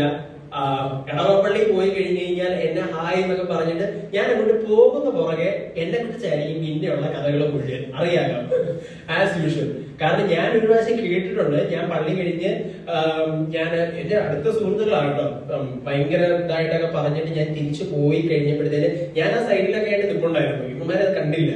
അവന്മാര് പറയുന്നത് ഞാൻ കേട്ടിട്ടുണ്ട്, BBAക്ക് ഇവൻ തോറ്റത് കൊണ്ടാണ്, ഞാൻ ഈ MBA അഡ്മിഷൻ കിട്ടാത്തതുകൊണ്ടാണ് ഇവൻ ഇവിടെ നിൽക്കുന്നതെന്ന്. ഈ കഥകൾ എവിടുന്ന് വന്നത് പോലും നമുക്ക് അറിയുന്നില്ല. ഒരു ഇതുള്ള ഇതല്ല. ഇവരോടൊന്നും തിരിച്ചു മറുപടി പറയാൻ എനിക്ക് അറിയാൻ വരാഞ്ഞിട്ടായിരുന്നില്ല. പക്ഷെ വിജയം കൊണ്ട് തന്നെ ഇതിന് മറുപടി പറയണം എന്ന് എനിക്ക് നന്നേ ഒരു വാശി ഉണ്ടായിരുന്നു. അത് കഴിഞ്ഞ് പിന്നെ ഞാൻ ആദ്യമേ ഒരു കോസ്റ്റ്യൂം ഇത് ചെയ്യാൻ വേണ്ടി നർമ്മദ എന്ന് പറയുന്ന ഒരു കടയുണ്ട് കോട്ടയത്ത്. നർമ്മദയിൽ പോയപ്പം കറക്റ്റ് എന്റെ ഒരു ആന്റി, അതായത് നമുക്ക് എല്ലാവർക്കും അപ്പമാർക്കും ഇച്ചിരി പത്രാസുള്ള ആന്റിമാരെന്നൊക്കെ പറയുന്നില്ലേ, അങ്ങനെ പേളുമാലയൊക്കെ ഇട്ട് ഇങ്ങനെ അണിഞ്ഞൊരുങ്ങി വരുന്ന ഞങ്ങളുടെ ഒരു ആന്റി ഇത് കേട്ട കഴിഞ്ഞാൽ അതിന്റെ പാട്. എന്തായാലും ആ ആന്റി കർത്താവെ പെട്ട് ഇവിടെ ഫ്രണ്ടി വന്നത്, എനിക്കിപ്പോ ഇതാണ് പണി. ആ ആന്റിയുടെ മോളും എല്ലാം ഡോക്ടേഴ്സും വലിയ വലിയ ആൾക്കാരൊക്കെയാണ്. അപ്പം അവര് പക്ഷേ ആ ആന്റി മിനിഞ്ഞാന്ന് നമ്മുടെ കടയിൽ അവരുടെ ബന്ധുക്കളുമായിട്ട് വന്നിരുന്നു. അവര് ഭയങ്കര പ്രൗഡോടുകൂടിയാണ് കഴിഞ്ഞ ദിവസം പറഞ്ഞത്, ഇവൻ ഞങ്ങളുടെ അഭിമാനം, ഞങ്ങളുടെ കുടുംബത്തിന്റെ അഭിമാനമാണ്. അതാണ് കാര്യം. ഞാൻ പറഞ്ഞത് എന്താണെന്ന് വെച്ചാല് നമുക്ക് ഈ വക കാര്യങ്ങൾ നമുക്ക് ഉണ്ടാവും. അപ്പം നമുക്ക് ഈ ഒരു സംഭവത്തോടുള്ള ഒരു പാഷനാണ് നമ്മളെ മുന്നോട്ട് നടത്തുന്നത് എന്നുള്ളത് ശരിയായിട്ടുള്ള ഒരു കാര്യം തന്നെയാണ്. അതും കഴിഞ്ഞ് അവിടെയും തീർന്നൊന്നുമില്ല. അവിടുന്ന് ഇനി ഒരുപാട് അടികൾ എനിക്കിട്ട് വേണ്ടി വെച്ചിരുന്നു ദൈവം. ഒരുപാട് അടികൾ പിന്നെ ഒരുപാട് വെച്ചിരുന്നു. അപ്പൊ അതും കഴിഞ്ഞ് നമ്മള് ഒരു യൂണിറ്റ് ആയിട്ട് സ്റ്റാർട്ട് ചെയ്യണം. അങ്ങനെ അന്നേരം ഞാൻ അവിടെ ഇരുന്ന് പോയില്ല. കാരണം ഞാൻ അവിടെ ഇരുന്ന് പോയിരുന്നുണ്ടെങ്കിൽ നമുക്ക് പിന്നെ ഒന്നും ചെയ്യാൻ പറ്റാതെ വരും. അടുത്ത പുതിയ അതായത് ഒരിടത്ത് ഒരു സ്റ്റോപ്പ് ഉണ്ടെന്നുണ്ടെങ്കിൽ വേറൊരു വഴി അവിടെ ഒരു ഇടവഴി ഉണ്ടാവും, അതിന് വഴി കയറി പോകാനായിട്ട്. ഞാൻ നിങ്ങളോട് പറയുന്ന വേറൊരു കാര്യം എന്ന് പറഞ്ഞു കഴിഞ്ഞാൽ, ഒരിടത്തൊരു വാതിൽ അടയ്ക്കുമ്പോൾ വേറൊരു വാതിൽ തുറന്നിരിക്കും. അങ്ങനെ എന്റെ ജീവിതത്തിൽ മുഴുവൻ അങ്ങനെ ഓരോ ഊടുവഴികൾ ദൈവം എനിക്കായിട്ട് ഉണ്ടാക്കി വെച്ചിരുന്നു. കാരണം നിങ്ങൾക്കും അങ്ങനെ പിന്നീട് മനസ്സിലാവും. എവിടെയെങ്കിലും ഒരു ജസ്റ്റ് ഒരു സ്റ്റോപ്പ് എന്ന് പറഞ്ഞ ഒരു സംഭവം കണ്ടു കഴിഞ്ഞാൽ അവിടുന്ന് നേരെ എബോട്ടൺ അടിച്ച് പോവാതെ അവിടെ ഇപ്പുറത്തോ റൈറ്റിലോ ലെഫ്റ്റിലോ ഒരു ചെറിയ ഊടുവഴി ഉണ്ടാവും നമുക്ക് കയറി പോകാനായിട്ട്. ആ ഊടുവഴിയിലൂടെ പോയി കഴിഞ്ഞാൽ ചിലപ്പോൾ ഒരുപക്ഷെ നേരെ പോകുന്ന വഴിയേക്കാളും എളുപ്പം നമ്മൾ അപ്പുറത്ത് എത്തുമായിരിക്കും. ആ ഒരു കാര്യം ശരിക്കും ഞാൻ അനുഭവിച്ചറിഞ്ഞതാണ്. അങ്ങനെ ആ സംഭവം ഹിറ്റ് ആകാഞ്ഞത് കൊണ്ടാണ് ഞാൻ ആദ്യം ഒരു യൂണിറ്റ് ആയിട്ട് സ്റ്റാർട്ട് ചെയ്യാം എന്ന് വിചാരിച്ച് നമ്മുടെ സ്റ്റോർ ഇരിക്കുന്ന ഒരു ലൊക്കേഷൻ, നിങ്ങൾക്ക് എത്ര പേർക്ക് അറിയാമെന്ന് എനിക്ക് അറിയത്തില്ല. എംലോഫ്റ്റ് ഇരിക്കുന്ന ഒരു ലൊക്കേഷൻ എന്ന് പറഞ്ഞു കഴിഞ്ഞാൽ ലോകത്താരും കടന്നുറങ്ങാത്ത, പ്രത്യേകിച്ച് ഇങ്ങനത്തെ കല്യാണത്തിന്റെ ഡ്രസ്സ് കൊടുക്കാൻ പറ്റാത്ത ഒരു സ്ഥലത്താണ്. ആര് കണ്ടാലും പറ്റത്തില്ല എന്ന് വിചാരിക്കുന്ന മാഡത്തിന് അറിയാം. ഒരു ഊടുവഴിയിലൂടെ കയറി ചങ്ങനാശ്ശേരി മാർക്കറ്റിൽ ഈ വെജിറ്റബിൾ മാർക്കറ്റിനകത്തൂടെ കയറി വന്ന് പാർക്കിംഗ് പോലും ഇല്ലാത്ത ഒരു സ്പേസിലാണ് നമ്മുടെ കടയിരിക്കുന്നത്. പക്ഷെ ഇന്ന് നിങ്ങൾക്ക് സ്റ്റോറികൾ കാണുന്നുള്ളവർക്ക് അറിയാം, മാഡത്തിനും അറിയാം അവിടുത്തെ തിരക്ക് എങ്ങനെയാണെന്ന്. നമ്മുടെ കേരളത്തിന്റെ ഒരുപാട് ഭാഗത്തുനിന്ന് അഭിമാനത്തോടെ എനിക്ക് പറയാൻ പറ്റും, കേരളത്തിൽ ഒരുപാട് ഭാഗത്തുനിന്ന്, ചങ്ങനാശ്ശേരിക്കാരല്ല കൂടുതലും നമ്മുടെ കസ്റ്റമേഴ്സ് കേട്ടോ, കേരളത്തിൽ ഒരുപാട് ഭാഗത്തുനിന്ന് ആൾക്കാർ വരുന്നുണ്ട്. തമിഴ്നാട്ടിൽ നിന്ന് തമിഴരെ വരെ കഴിഞ്ഞ മാസം ഞാൻ വരെ ഞെട്ടിപ്പോയിട്ടുണ്ട്. തമിഴില് ഇവിടെ എല്ലാം ഞാൻ ദൈവം ഇത്രയും വലിയ കാര്യമാണോ നമ്മുടെ ഇവിടെ ഇരിക്കുന്നത്, ഞാൻ വരെ ഞെട്ടിപ്പോകുന്ന വിധത്തിൽ തമിഴ്നാട്ടുകാർ വരെ ആന്ധ്രാപ്രദേശിൽ നിന്ന് ആൾക്കാർ വരെ നമ്മുടെ സ്റ്റോറിൽ വന്നിട്ടുള്ളത് എനിക്ക് അഭിമാനത്തോടെ പറയാൻ പറ്റും. അപ്പം ആ സ്റ്റോറിന്റെ ലൊക്കേഷൻ എന്ന് പറയുന്നത് ഒരു പൊട്ട സ്ഥലമാണ്. ഇതിന് ആപ്റ്റ് ആയിട്ടുള്ള ഒരു സ്ഥലമല്ല. അത് ശരിക്കും പറഞ്ഞ് ഞാൻ യൂണിറ്റിന് വേണ്ടിയിട്ട് കരുതി വെച്ചിരുന്ന, യൂണിറ്റ് തുടങ്ങാമെന്ന് വിചാരിച്ച് തുടങ്ങിയ സ്ഥലം. അപ്പം അങ്ങനെ ഇരിക്കുമ്പോഴത്തേന് എനിക്കൊരു ആശയം തോന്നിയതാണ്, ഓക്കെ, നമുക്ക് ഈ ഒരു സംഭവം വെച്ചിട്ട് പതിയെ ചെറുതായിട്ട് തുടങ്ങിയാൽ പോലെ, നമുക്ക് പതിയെ സമയമുണ്ടല്ലോ, പതിയെ അങ്ങോട്ട് വളർന്നാൽ മതിയല്ലോ, ഇതായിട്ട് തുടങ്ങാം എന്ന് വിചാരിച്ച് അങ്ങനെയാണ് നമ്മൾ ആ സ്റ്റോർ നമ്മുടെ സ്റ്റോർ ആയിട്ട് മാറ്റാം, യൂണിറ്റ് എന്ന് പറയുന്നത് കരുതിയിരിക്കുന്ന സ്ഥലം സ്റ്റോർ ആയിട്ട് മാറ്റാമെന്ന് ഞാൻ കരുതിയത്. പക്ഷേ ഇതിനകത്തും എനിക്ക് ഉറപ്പ് പറയാൻ പറ്റും, ഞാൻ എന്ന SB കോളേജിന്റെ ഓപ്പോസിറ്റുള്ള വലിയ ഷോറൂമിൽ ആദ്യമായിട്ട് തുടങ്ങിയിരുന്നെങ്കിൽ ഞാൻ പൊട്ടിപ്പാളീസ് ആകുമെന്ന് 100% ഉറപ്പാണ്. കാരണം വിത്തൗട്ട് എനി പ്രയർ എക്സ്പീരിയൻസ്. കാരണം ഇപ്പം ഞാൻ ദൈവം അന്വേഷിച്ച് തുടങ്ങി കഴിഞ്ഞു കഴിഞ്ഞാൽ വലിയ പ്രശ്നം വരത്തില്ലാതെ പോകുമായിരിക്കും. കാരണം ഇതിനെപ്പറ്റി യാതൊരു ഗ്രാഹ്യവും യാതൊരു ഐഡിയ എക്സ്പീരിയൻസോ ഒന്നുമില്ലാതെ നമ്മൾ തുടങ്ങിക്കഴിഞ്ഞാൽ, ഇത്രയും വലുതായിട്ട് തുടങ്ങിക്കഴിഞ്ഞു കഴിഞ്ഞാൽ നമുക്കത് ശരിയാവത്തില്ല. അടുത്ത നിങ്ങൾക്ക് എനിക്ക് പറയാനുള്ള ഒരു കാര്യം എന്ന് പറഞ്ഞാൽ, സ്റ്റാർട്ട് ഫ്രം ചെറുതായിട്ട് സ്റ്റാർട്ട് ചെയ്യുക. ചെറുതായിട്ട് വളരാനോ, ഒരുപാട് വളർന്നിരിക്കുന്ന സംഭവത്തെ അങ്ങോട്ട് കീറി പിടിച്ചിട്ട് പുറകോട്ട് വരുന്നതിനേക്കാളും എത്ര നല്ല ഗ്രാജുവലി ഓരോ ദിവസവും ഓരോ സ്റ്റെപ്പ് ബൈ സ്റ്റെപ്പ് ഉള്ള ഗ്രോത്ത്. അപ്പൊ ഞാൻ പറയുന്ന വേറൊരു കാര്യം അങ്ങനെയാണ്, നമുക്ക് ചെറുതായിട്ട് തുടങ്ങാം. ചെറുതായിട്ട് തുടങ്ങിയാലും അത് നന്നായിട്ട് തുടങ്ങാം. അതായത് എന്ത് ചെയ്താലും അതിനകത്ത് ബാക്കിയുള്ള ആൾക്കാരെ വെച്ച് അയ്യോ ഇവരങ്ങനെയല്ലേ ചെയ്ത്, അവരങ്ങനെയല്ലേ ചെയ്ത്, അത് നമ്മൾ ചെയ്യരുത്. നമുക്ക് നമ്മുടേതായിട്ട് എന്തെങ്കിലും ഡിഫറെന്റ് ആയിട്ട് നമ്മൾ ചെയ്യാന്നുള്ളതാണ്. നമ്മുടെ ആ സ്റ്റോറിന്റെ ലൊക്കേഷൻ തന്നെ ഡിഫറെന്റ് ആയിരുന്നു. ബാക്കിയുള്ള എല്ലാ ആൾക്കാരും പറഞ്ഞു പിന്നെ പൈസ കളയാൻ വേണ്ടി നടക്കുകയാണ് എന്ന് പറഞ്ഞ് എന്നെ കളിയാക്കി. പിന്നെ അത് കഴിഞ്ഞിട്ട് എന്തിനീ വരുന്നവരും പോകുന്നവരുടെ എല്ലാം ഏറ്റുവാങ്ങിയിട്ടുള്ള ഒരാളാണ് ഞാൻ. അതുകൊണ്ടാണ് എനിക്ക് ഇത്രയും സന്തോഷം കേട്ടോ നിങ്ങളുടെ മുന്നിൽ നിൽക്കുന്നുണ്ട്. കാരണം പണിക്കാർ വരെ, അതായത് നമ്മുടെ ആ ഇന്റീരിയർ ചെയ്യാനായിട്ട് ഞാൻ ആദ്യമേ ഒരു ഇന്റീരിയർ ഡിസൈനറിന്റെ അടുത്ത് പോയി. അപ്പൊ ആ ഇന്റീരിയർ ഡിസൈനർ നമ്മുടെ ആ ഷോപ്പൊക്കെ വന്ന് കണ്ടിട്ട് പറഞ്ഞു, സാർ ഇത് ഒരു ആപ്റ്റ് ആയിട്ടുള്ള ലൊക്കേഷൻ ആണെന്ന് തോന്നുന്നില്ല, ഇതിനകത്ത് നമുക്ക് തുണികൾ മര്യാദയ്ക്ക് ഇരിക്കില്ല, അങ്ങനെ ഇങ്ങനെയൊക്കെ പറഞ്ഞപ്പോഴത്തേന് അപ്പം വീണ്ടും എനിക്ക് ഒരു വാശിയായി, ഇവിടെ തന്നെ നമ്മുടെ സ്റ്റോർ തുടങ്ങിയിട്ടുള്ള ബാക്കി കാര്യം.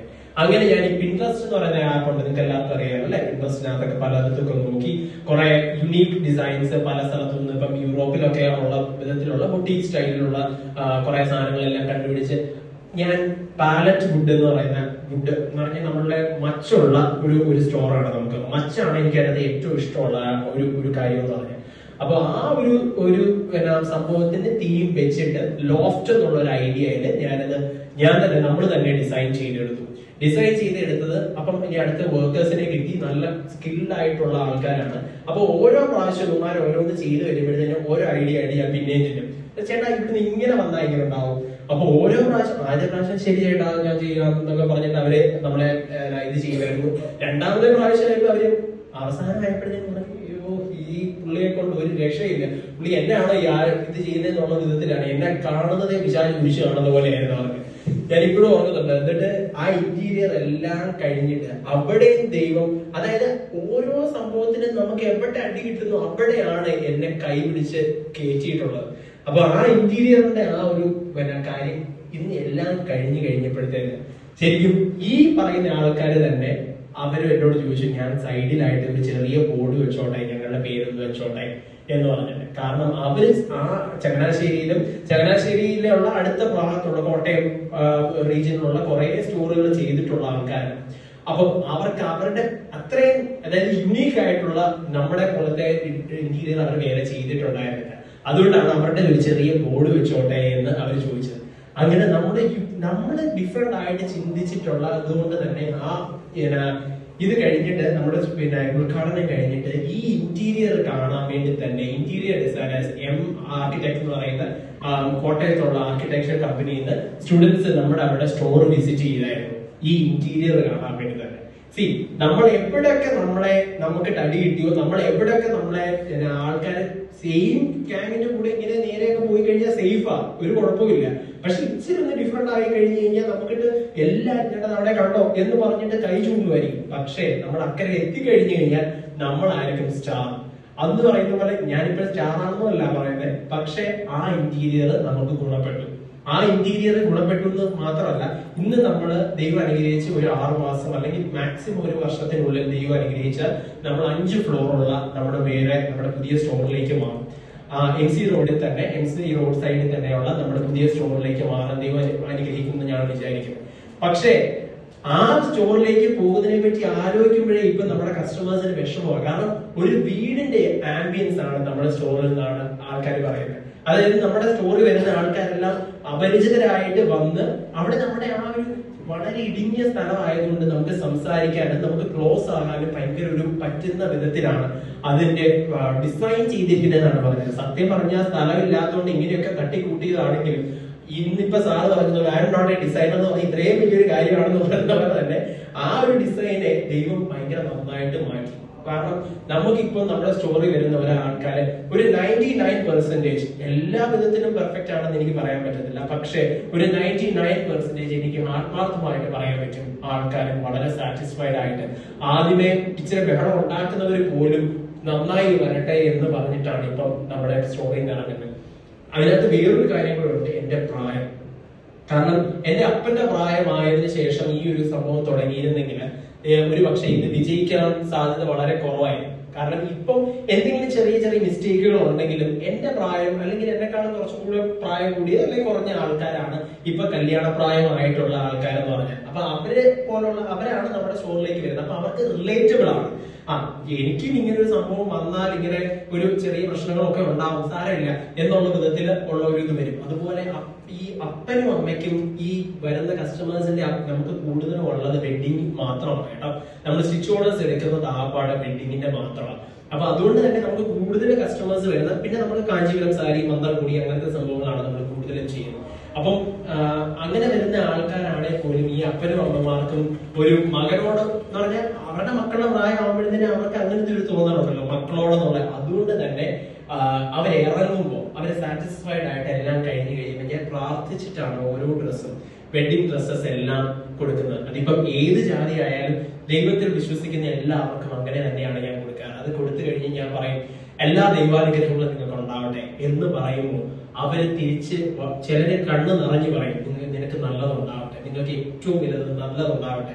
അതൊന്നും ഒരിക്കലും ഒരു കാശിനേക്കാളും നമുക്ക് ഒരു കിട്ടുന്ന ഒരു മോണിറ്ററി ബെനിഫിറ്റിനേക്കാളും വേറെ എന്തിനെങ്കിലും കാണും ഒരുപാട് വലുതാണെന്ന് ഞാൻ വിശ്വസിക്കുന്നു.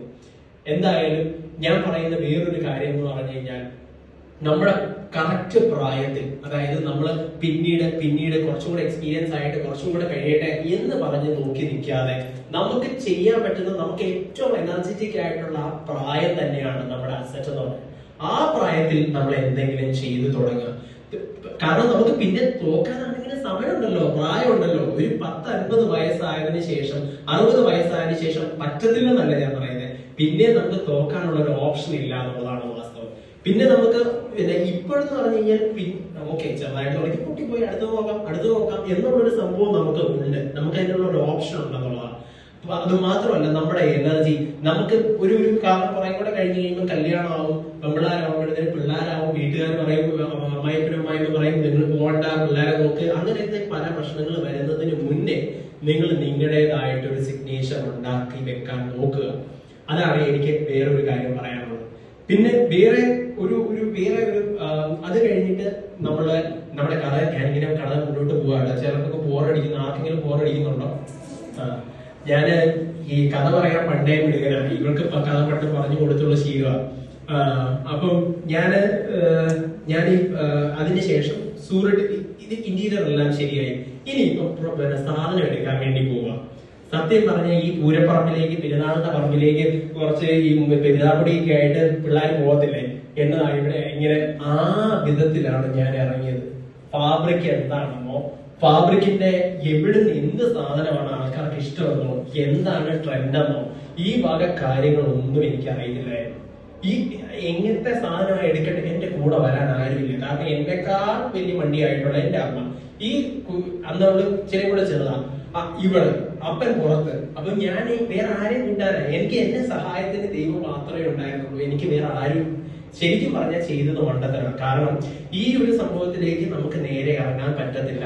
ഏജൻസ് ഉണ്ടാവും, എല്ലാ കാര്യത്തിനും ഏജൻസ് ഉണ്ടാവും. കറക്റ്റ് ഏജൻസ് വഴി മാത്രമേ നമ്മൾ എത്താറുള്ളൂ. ഏത് കാഞ്ചീപുരം സാരിത്തിലേക്കാണെങ്കിലും കാഞ്ചീപുരം ഇതിലേക്കാണെങ്കിലും അല്ലാതെ അവർ കൊടുക്കത്തില്ല, പ്രൊഡക്ട്സ് കൊടുക്കത്തില്ല. അതാണ് ശരിയായിട്ടുള്ള ഒരു കാര്യം എന്ന് പറയുന്നത്. പക്ഷെ ഇതിനെയൊന്നും പറ്റി പറഞ്ഞു തരാനോ ഇതിനെയൊന്നും പറ്റി അറിയാനോ എനിക്ക് വേറെ ഓപ്ഷൻ ഒന്നും ഇല്ലായിരുന്നു. കാരണം എന്റെ കുലത്തിലോ ബന്ധത്തിലോ എന്റെ ഫ്രണ്ട്സിന്റെ ഇടയിലോ ഈ ഒരു ബിസിനസ് ചെയ്യുന്ന ആരും തന്നെ ഉണ്ടായിരുന്നില്ല. അതുകൊണ്ട് തന്നെ ഇതിനെ പറ്റി അറിയാനായിട്ട് എനിക്ക് ഓപ്ഷൻസ് ഉണ്ടായിരുന്നില്ല. അങ്ങനെയാണ് ഞാൻ സൂററ്റ് അറിയാലോ, നിങ്ങൾക്ക് അറിയാം അല്ലെ? സൂററ്റ് എന്ന് പറയുന്ന ഒരു സ്ഥലമുണ്ട് കേട്ടോ. അറിയാമോ? എത്ര പേർക്ക് അറിയാം സൂററ്റ്? ആർക്കും അറിയത്തില്ല. സൂററ്റിൽ പോയിട്ടുണ്ടോ? ഇല്ല. ശരി. സൂററ്റാണ് വേറൊരു സ്ഥലം. നിങ്ങൾ ഇനി ഏറ്റവും കൂടുതൽ കേൾക്കാൻ പോകുന്ന ഒരു ഇതാണ്, ഒരു ടെക്സ്റ്റൈൽ ഹബ്ബാണ്. ഇന്ത്യയുടെ ഏറ്റവും വലിയ ടെക്സ്റ്റൈൽ ഹബ്ബാണ് സൂററ്റ് എന്ന് പറയുന്നത്. സൂററ്റിൽ എന്ന് പറഞ്ഞു കഴിഞ്ഞാല് ആയിരക്കണക്കിന് കട ഒറ്റ മാർക്കറ്റിലുണ്ടാവും. 1000 കടകൾ തന്നെ ഒരു മാർക്കറ്റിലുണ്ടാവും. അങ്ങനെ 100 കണക്കിന് കടകളാണ് സൂററ്റിലുള്ളത്. അപ്പം നമുക്ക് ശരിക്കും പറഞ്ഞാൽ ഞാൻ ഈ പറഞ്ഞ അതേ സംഭവം തന്നെ, ഏജൻസ് ഉണ്ടെങ്കിൽ പോലും നമുക്ക് വേണ്ട സാധനം നമുക്ക് വേണ്ട, അതായത് നമ്മുടെ ഒരു പ്രത്യേക ടേസ്റ്റ് ആണ് നമുക്ക് എന്ന് പറഞ്ഞു കഴിഞ്ഞാൽ, പ്രത്യേകിച്ച് കോട്ടയം നമ്മുടെ ഈ ഭാഗത്തോട്ടുള്ള ആൾക്കാരുടെ എന്ന് പറഞ്ഞാൽ പേസ്ട്രി ഷെയ്ഡ്സ് അങ്ങനത്തെ ഇങ്ങനത്തെ സംഭവങ്ങളൊക്കെയാണ്. ഇങ്ങനത്തെ സംഭവങ്ങൾ കറക്റ്റ് കിട്ടുന്ന സോഴ്സുകൾ കണ്ടുപിടിക്കുക വളരെ വളരെ ബുദ്ധിമുട്ടാണ്. അപ്പൊ ഇതൊന്നും അറിയാൻ മേലാതെ നേരെ കുറച്ച് പൈസ അപ്പനെടാ പോലെ നിന്റെ അക്കൗണ്ടിൽ കുറെ പൈസ ഇട്ടിട്ടുണ്ട്, നീ പോയി സാധനം മേടിച്ചിട്ട് വാ എന്ന് പറയുന്ന പോലെ ഞാൻ നമ്മുടെ മുറുക്കാക്കടയിൽ പോയി സാധനം മേടിക്കുന്ന പറയുന്ന പോലെ ഞാൻ സൂററ്റിലേക്കൊക്കെ പോവാം.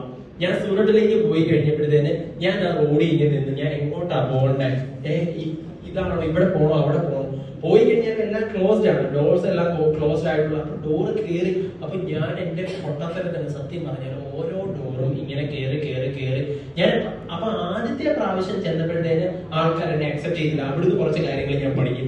ഞാൻ എത്ര മീറ്റർ ആവേണ്ടത്, ഞാൻ ആദ്യം പറഞ്ഞ 5 മീറ്റർ 10 മീറ്റർ ഒക്കെ വെച്ചിട്ട്, അപ്പൊ 5 മീറ്റർ 10 മീറ്റർ എന്ന് പറയുമ്പോഴത്തേന് ഇവര് ഇല്ലില്ല ഹോൾസെയിൽ ഉള്ളു ഇപ്പൊ എന്ന് പറയും.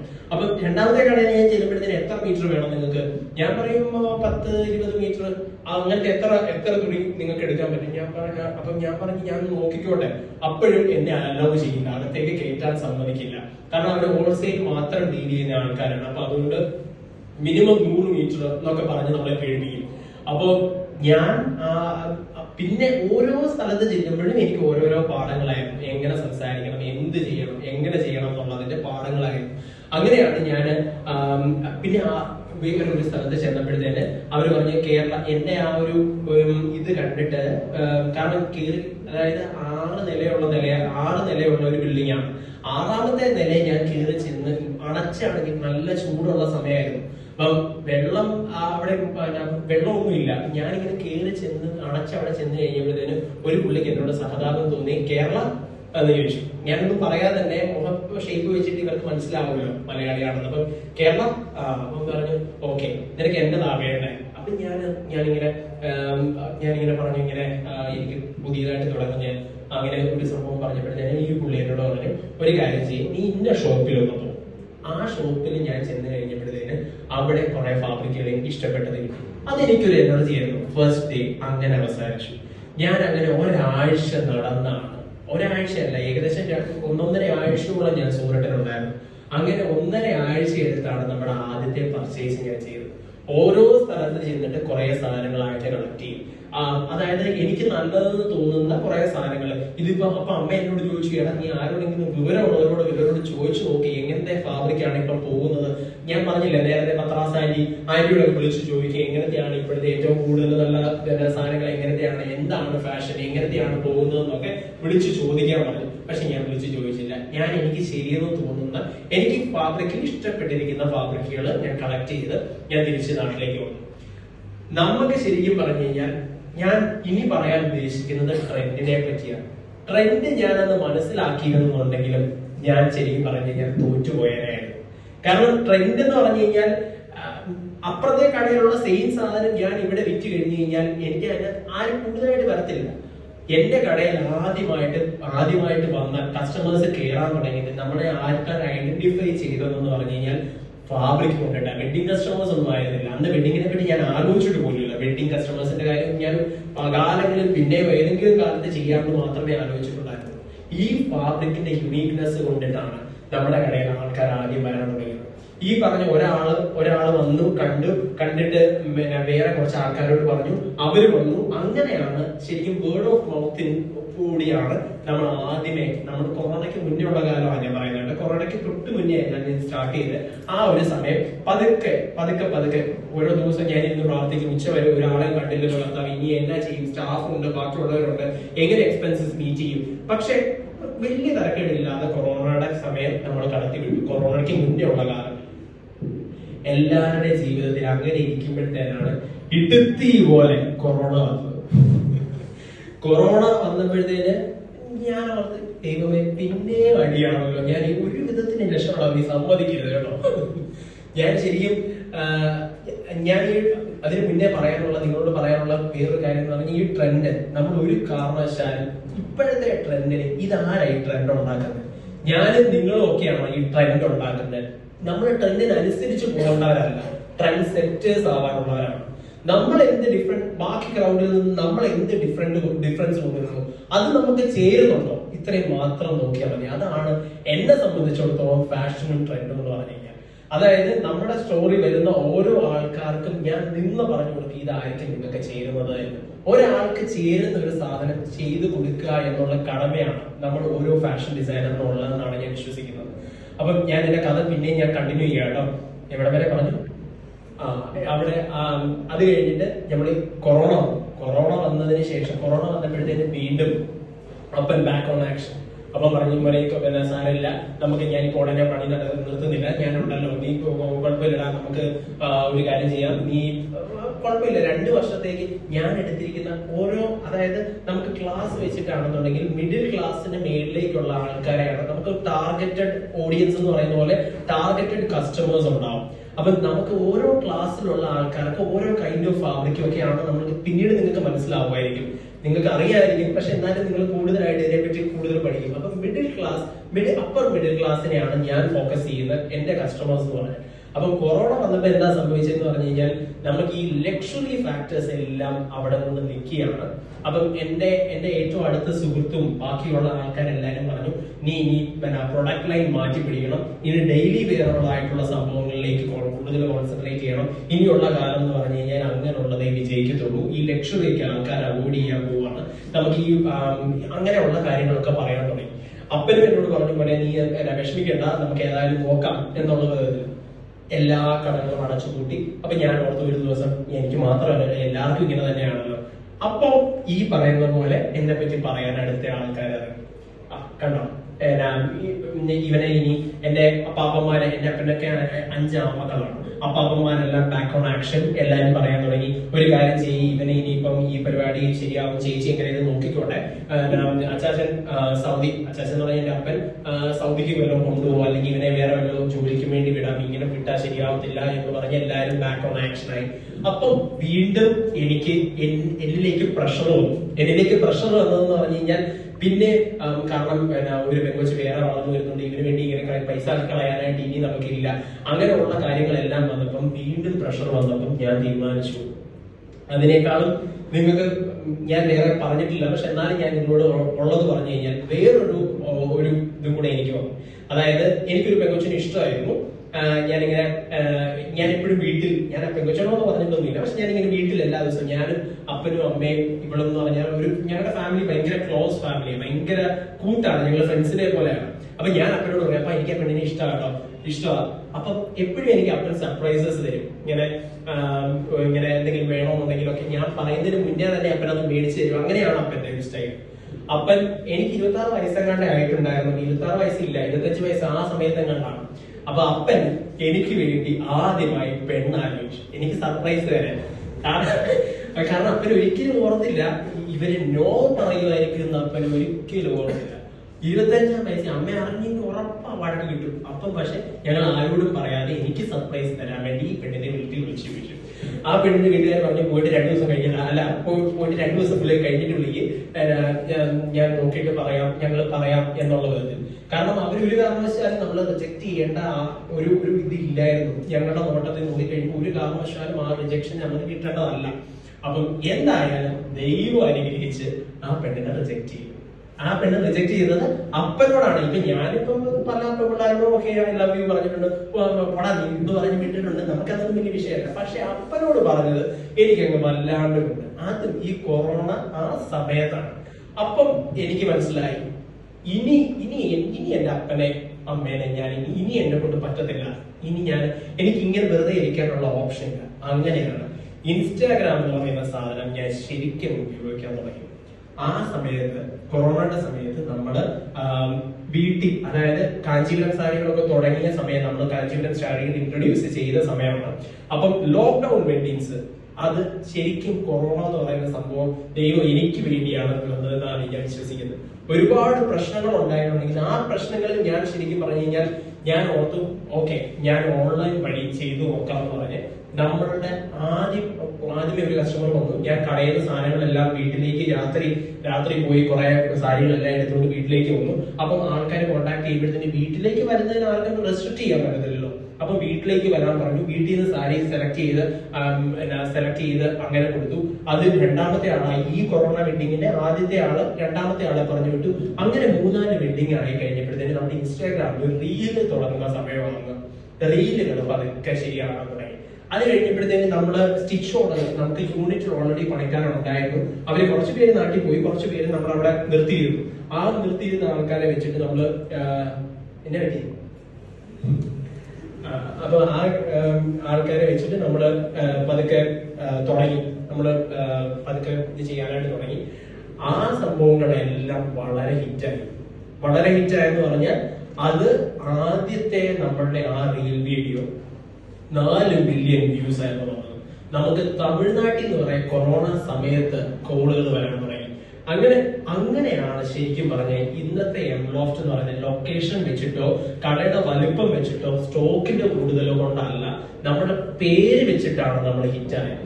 ഈ എംലോഫ്റ്റ് എന്ന് പറയുന്നത് ഏതോ വലിയൊരു സംഭവമായിട്ട് മാറാൻ തുടങ്ങിയത് ഇൻസ്റ്റാഗ്രാം നമ്മൾ യൂസ് ചെയ്യാൻ തുടങ്ങിയപ്പോൾ മുതൽ. ഇൻസ്റ്റാഗ്രാമില് നമ്മൾ വളരെ നന്നായിട്ട് ഇപ്പൊ നമുക്ക് ഏകദേശം 2.5 ലക്ഷം പേരോളം നമുക്ക് ഫോളോവേഴ്സ് ഉണ്ട്. ഇപ്രാവശ്യത്തെ നമ്മുടെ ഓണത്തിന്റെ കളക്ഷൻ നമ്മൾ ഇത് ചെയ്യാൻ പോകുന്നത് അനു സിത്താര, പ്രിയ വാര്യർ അങ്ങനത്തെ ആൾക്കാരെ വെച്ചിട്ടാണ് നമ്മുടെ ഓണം കളക്ഷൻ നമ്മൾ ഇറക്കാൻ പോകുന്നത്.